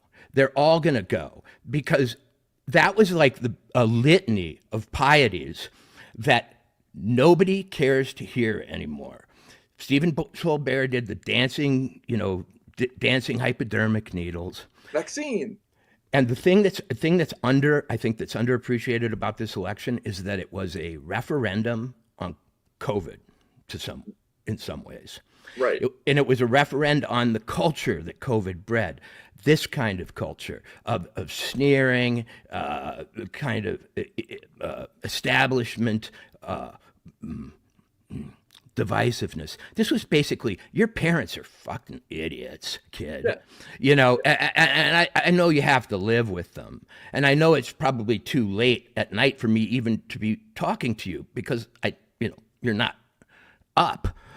But so it was actually the parents he was talking to, and he was trying to embarrass them. He was talking to the parents by having Anthony Fauci court the child so that he could propagandize the parents, which is, and they were wrong. And this is the part that gets me crazy, drives me the craziest. Kids didn't need the shot, right? Like, they lied to us about that. They covered up the massive discrepancy in outcomes based on age, and the lockdowns were probably not necessary. They overstated the risk. Now they have this new thing about 20% of kids having long COVID symptoms, but then when you actually dig into what they're saying, it's 40 different unrelated symptoms that are not proven to have any connection to COVID, but involve things like brain fog and feeling tired. But they were wrong about it, and you're wrong, and you're calling your parents idiots for not wanting to give your kids a vaccine that they may not need. I'll tell you a real long COVID symptom among children: illiteracy, because they weren't in school, and if at a certain point the lesson goes into the mind, and language capabilities are and the potential to acquire them is at a maximum, and they missed that. I'm going to be really straightforward.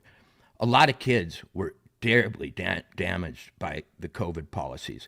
Trump managed somehow to get off the hook for any responsibility for some of them, because a lot of them were instituted in the year that he was last president. But let's not forget, though, that he was also pilloried for suggesting that they reopen quickly.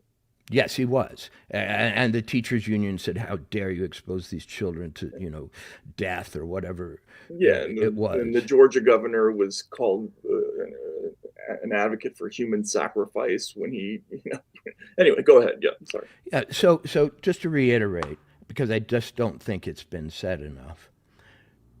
Somebody said to my wife, "This was our first presidential election since COVID." And it almost startled me. You're right. This is the first time we got to vote nationally, except in our local races in 2022, which was still under COVID in some fashion. And America said, we want out of that. We want out of that mindset. We don't agree with what happened. There was a lot of damage done.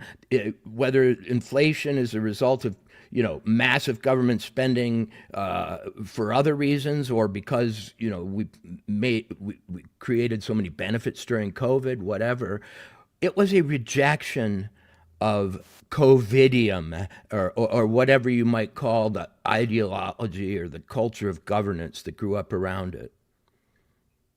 Right, and in 2022, by the way, was also too early, because we weren't aware by then the extent to which we were deceived about so many things. I mean, there were some things that were plain from the beginning. They exaggerated the death rate. They underestimated. They downplayed the infectiousness of the disease. But then we learned later on that the social distancing. I mean, He made it up. He made, it's an incredible thing. The quote from his testimony was that the policy, the guidance sort of just appeared, and that it was not based on study because, quote, that would be a very, very difficult study to do. So they just sort of invented that. They didn't do it. We found out later that the vaccines, and I'm not sure I want to use that word anymore because they're not vaccines. They're treatments that have benefits for people in high risk groups. I think that's safe to say. Even doctors who opposed the lockdowns tell me that. But the fact that they weren't even asked to test for transmissibility, that they weren't required to do any tests about that. Remember when Rachel gave her science lecture about how, the virus gets to you, vaccinated person, and it stops dead. It never goes anywhere else. Oh. You're a cul-de-sac. It can't infect anyone. She's done so many millions of those things, and yet she carries on with the same, snarky, condescending certainty about every single issue. Once again, these are people who are in a walled castle, and they don't realize it, but the moat is on fire. Somebody has set it on fire. They aren't allowed out. That's their problem. They don't have the problem is these people like Kimmel, like Maddow, and a lot of the people who vote with them and constitute their base have no route of retreat from what they've done. Should they be given one is the question, or should they simply be turned over? I say number two. They've all got plenty of money, and at least these leaders and these mouthpieces, that they can be sent off to pasture. And I don't think that providing them a redemption arc is in the interests of America, to be honest. Well, there is no redemption because media is a trust business, and when you lie constantly for 8 years, there's no way back. You can't come back from that. That is not a recoverable offense. But just to complete what your thought, this is what you were referring to. This is the famous Maddow pronouncement, kind of early in the non-vaccine cycle. COVID. I know you should care, but a lot of us don't, right? A lot of us aren't wired that way. We're risk tolerant in terms of ourselves. Even if you don't care that strongly about whether you yourself are going to get COVID, or it's a risk that you feel like you're willing to take, or you can't do anything about it, you feel fatalistic about it. What you do care about, what will move you, what does tip the scales decisively in favor of you going and getting that shot that you really don't want, is this. It's that you really do not want to be the person who gets it and then spreads it to other people, regardless of how you feel about the risk of getting it yourself. I mean, God forbid, if you don't get vaccinated because of whatever's driving your reluctance, I don't care. I understand. It's all reasonable stuff in many cases. But God forbid, if you don't get vaccinated and then you get COVID and you unknowingly spread it to other people who you know or who you encounter, and those people get sick from it or die from it. Those people give it to their family members, and then their mom or their dad dies from it because of you. Because you wouldn't get vaccinated. I mean, God forbid. I mean, could you live with yourself in that circumstance? If you had the choice to get vaccinated and you decided, no, I'm scared, and then that decision cost somebody else that you know their life because they got it from you. It's not for you. I mean, if you get vaccinated, your risk of getting really sick or dying from COVID yourself, that risk drops to basically zero. And that's true with all the vaccines. But what is more important to me in the way that I'm wired, and what may be more important to you, is that if you get vaccinated, your chance of ever spreading the infection to somebody else just drops off a cliff. If you get vaccinated, yeah, you saved yourself. I know you don't care. More importantly, you have saved everybody else, because now you're like 90% less likely to get infected and to be able to transmit it to anyone else. So, okay, again, she's wrong. COVID, the first disease you didn't know you have, and that you can spread without symptomatic signs. They literally had to invent the asymptomatic spreader to make this argument. Listen, the things that she just said, even a pharma company on its own commercials can't say. I know. They can't say the risk drops to 0 on a commercial. They can't say you'll kill mom on a commercial. She actually is worse than a pharma spokesman. She says the thing that legally they're prohibited from saying. She makes claims and uses rhetoric of ultimate life and death dimensions that they would not be allowed to do. Right, exactly. And this whole idea that the transmissibility drops off a cliff, she said that at a time when no tests had been done about transmissibility, and when it was already becoming clear that there were breakthrough infections and that was going to be a problem. We have somebody here, Beat King, saying you don't think the vaccine didn't protect older people. Really, I just said that this is a treatment that is effective for people in high-risk groups. And well, I don't know what they're talking about, protecting older people. You mean the vaccine protected them from getting it because younger people got the vaccine, or whether or not the vaccine itself in older people protected them? I don't know what you're saying. All I'm saying is that what I don't believe is that people who didn't get it were killing grandpa. And people who did get it were non-infectious, because it's just not true. It's just not. That whole thing, that whole pandemic of the unvaccinated thing, turned out to be not true. And rather than say something that was true, and they could easily have said, look, our data says this drug is effective among people who really need it, who are in high-risk groups, who have comorbidities, who are very old, right? And they need this thing.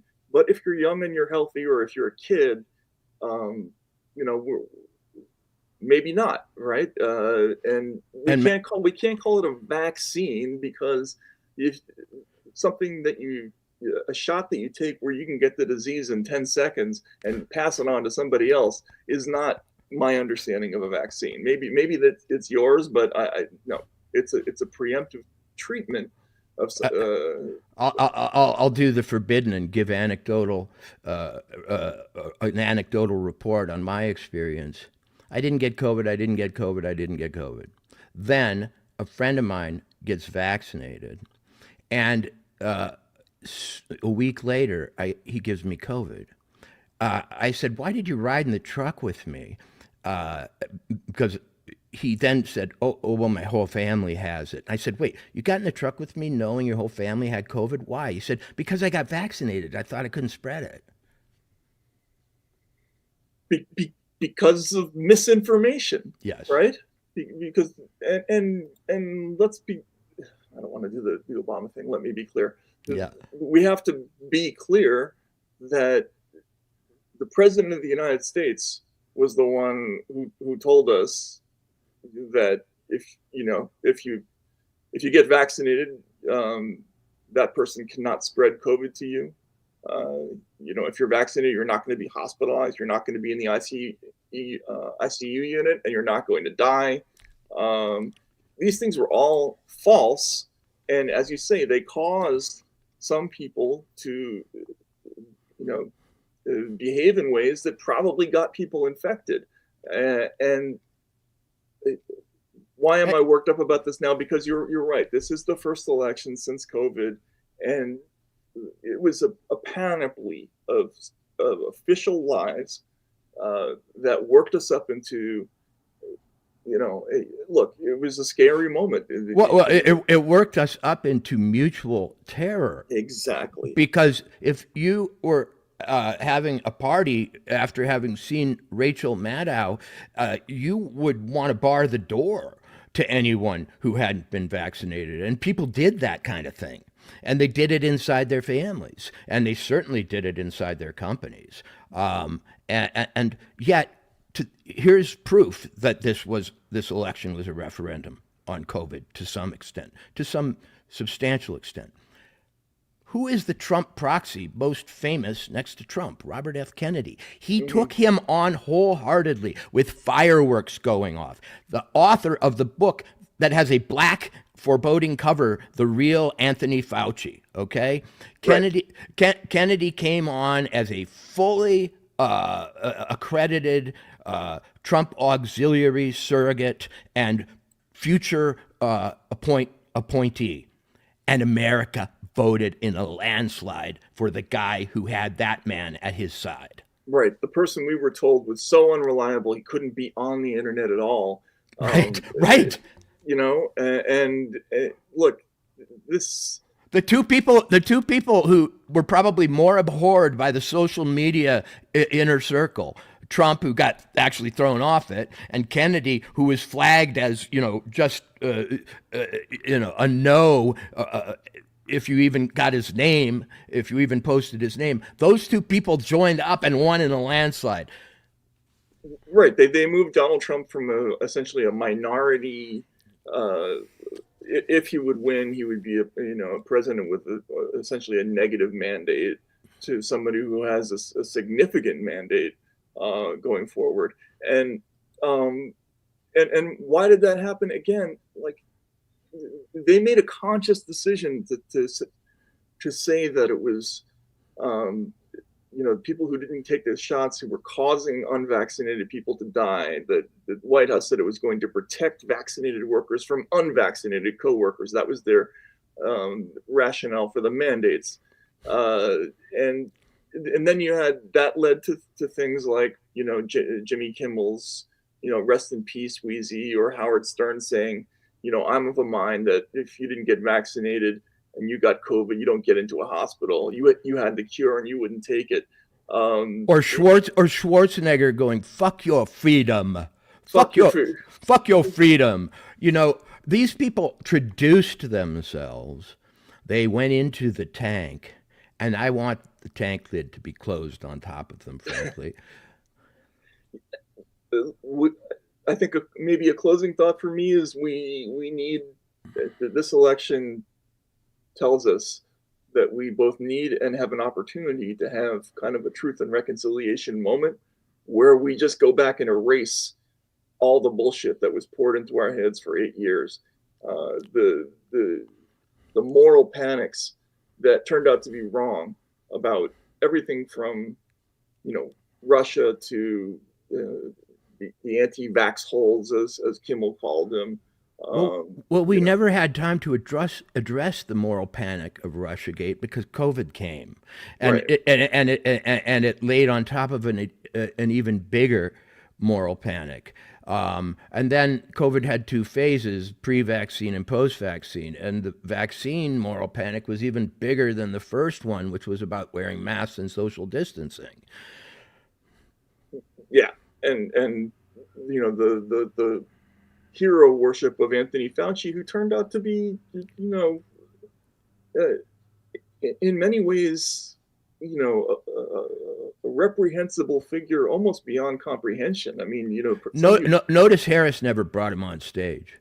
Oh, my God. The beloved elderly sex symbol. Yeah, they would, if they could have shot him into space, they would have. But look, I just think that we're in a moment where all these, Trump, when he got elected, he thanked a long list of podcasts that that had helped him win the election. My favorite was Theo Von by far. When he started asking about why he did drugs and what it was like to be an addict, and told the story of his alcoholic brother who died. I didn't see that one with That I was saw the Weave one, but the one where he talked about Joe Biden carrying the folding chair to the beach. He was riffing on that thing. But the point is, he didn't thank ABC, NBC, CBS because they don't fucking matter anymore. They are irrelevant.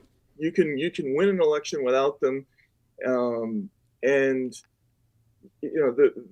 this new media. I mean, Joe Rogan, his reach is 20 of those shows that used to matter a lot. And Anderson Cooper is CNN's biggest draw. He gets 890,000. And there's often the brought to you by Pfizer emblem right there. My reaction on Twitter to Jimmy Kimmel's tearful indictment of America was, I want your job. Give me your job. I mean, I know I'm a little old and I might not be the right demographic. You'd be great. What are you talking about? But give me your job. I could do it so much better than you. I don't know why you even have it in the first place, honestly, at this point. And I doubt you'll have it much longer. But see, I can tell you, in the news business and the entertainment business, because these are entertainment companies that own the news, remember, most of them, they're gonna back away. They are sitting right now. Well, the ones that the ones that don't double down, MSNBC is gonna go like, we're gonna take these psychopathic addicts that we've created who are afraid to go out of the house, and we're gonna make them even watch more TV, because they're afraid to cross the fascist checkpoints that are being set up in the streets. We'll tell them, but. Mm-hmm.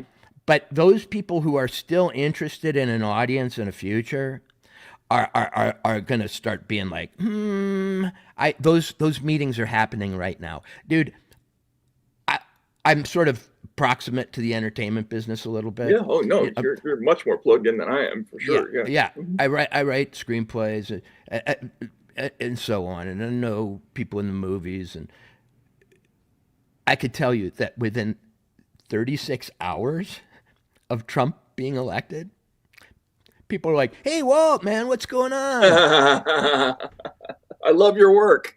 Oh, I'm such a fan. Or they're finding some like common area of interest after freaking, absolutely marginalizing and shutting me down for a while. They're like, hey, man, what did you think of the World Series or something?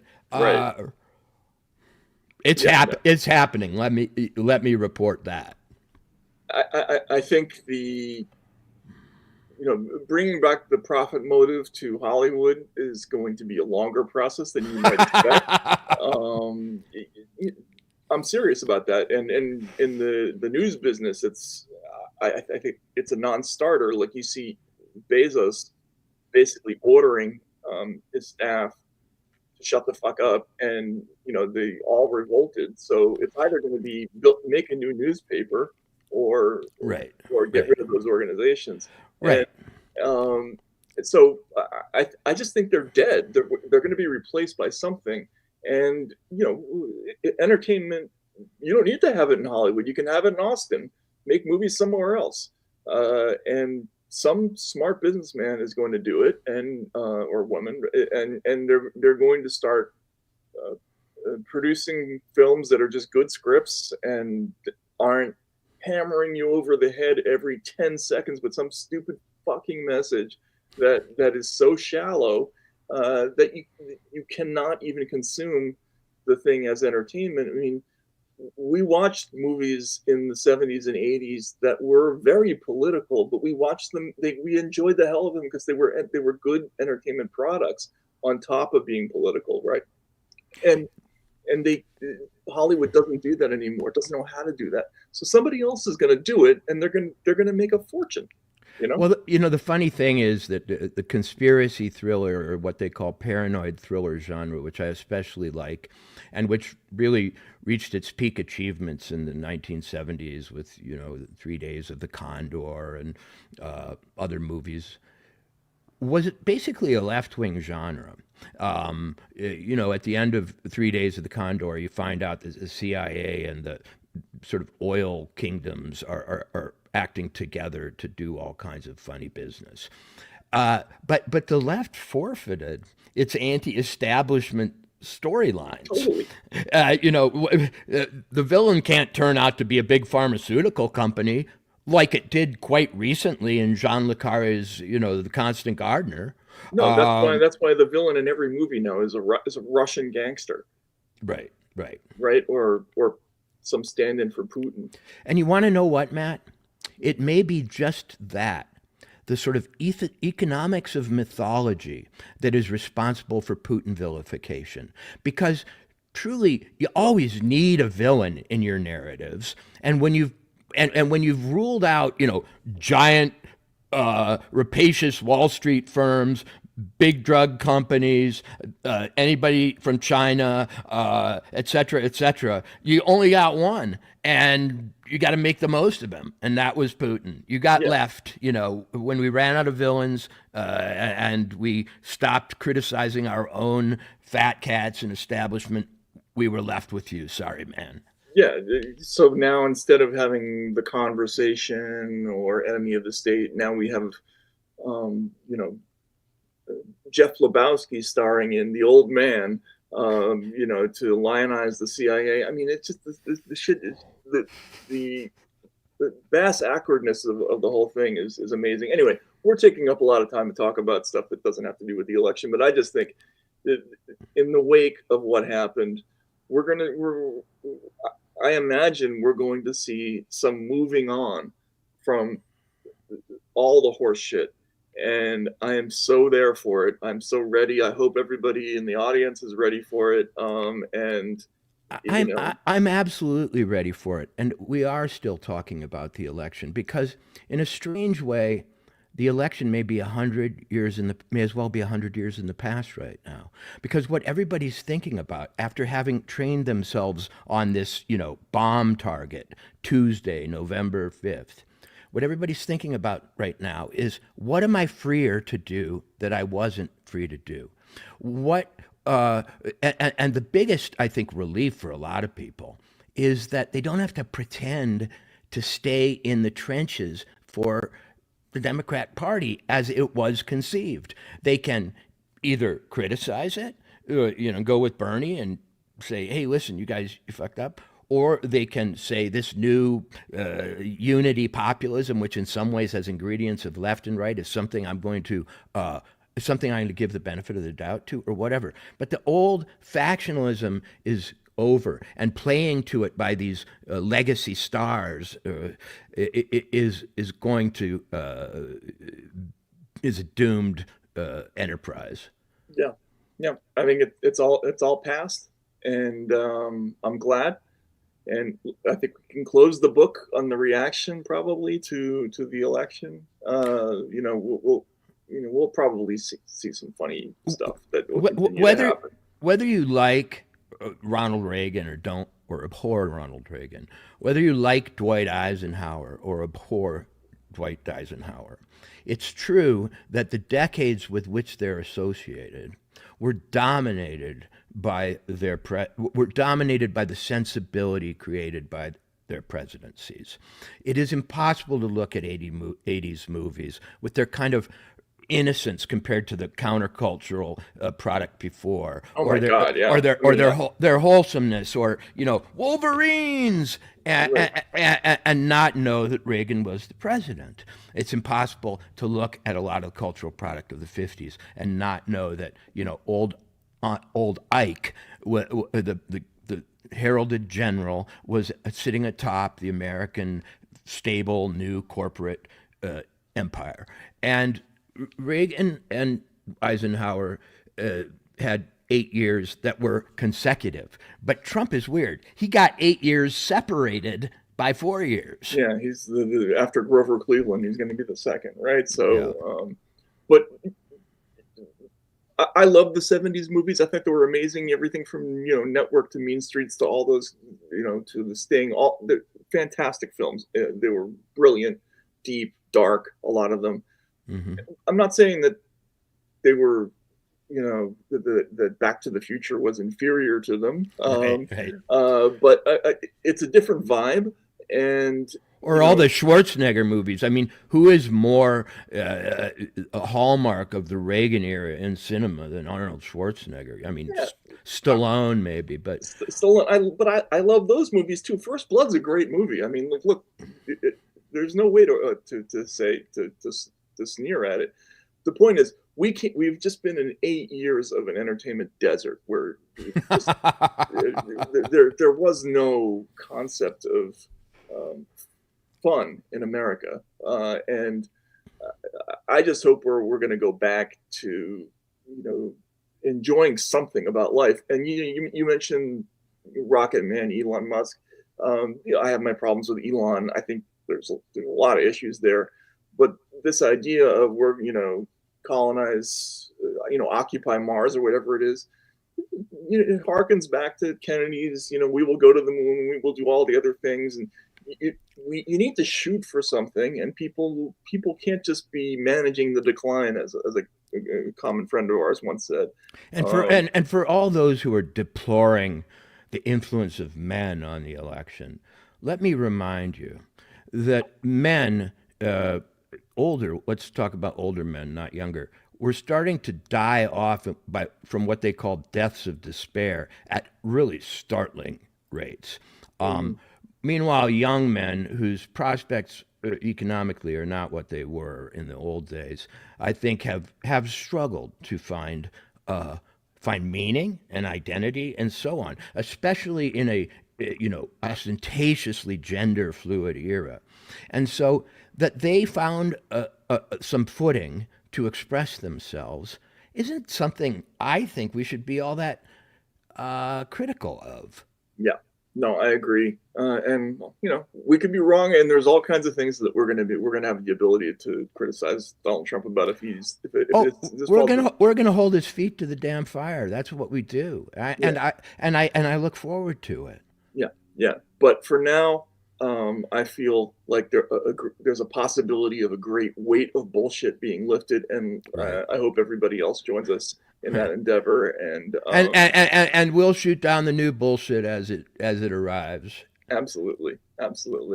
Well, thanks, Walter, for doing this, and folks will return to the usual format. Yeah. But it's been a long week. It's been a long couple of months, and thanks everybody for hanging in there with us. And we will talk to you again soon. Have a great weekend. Thank you.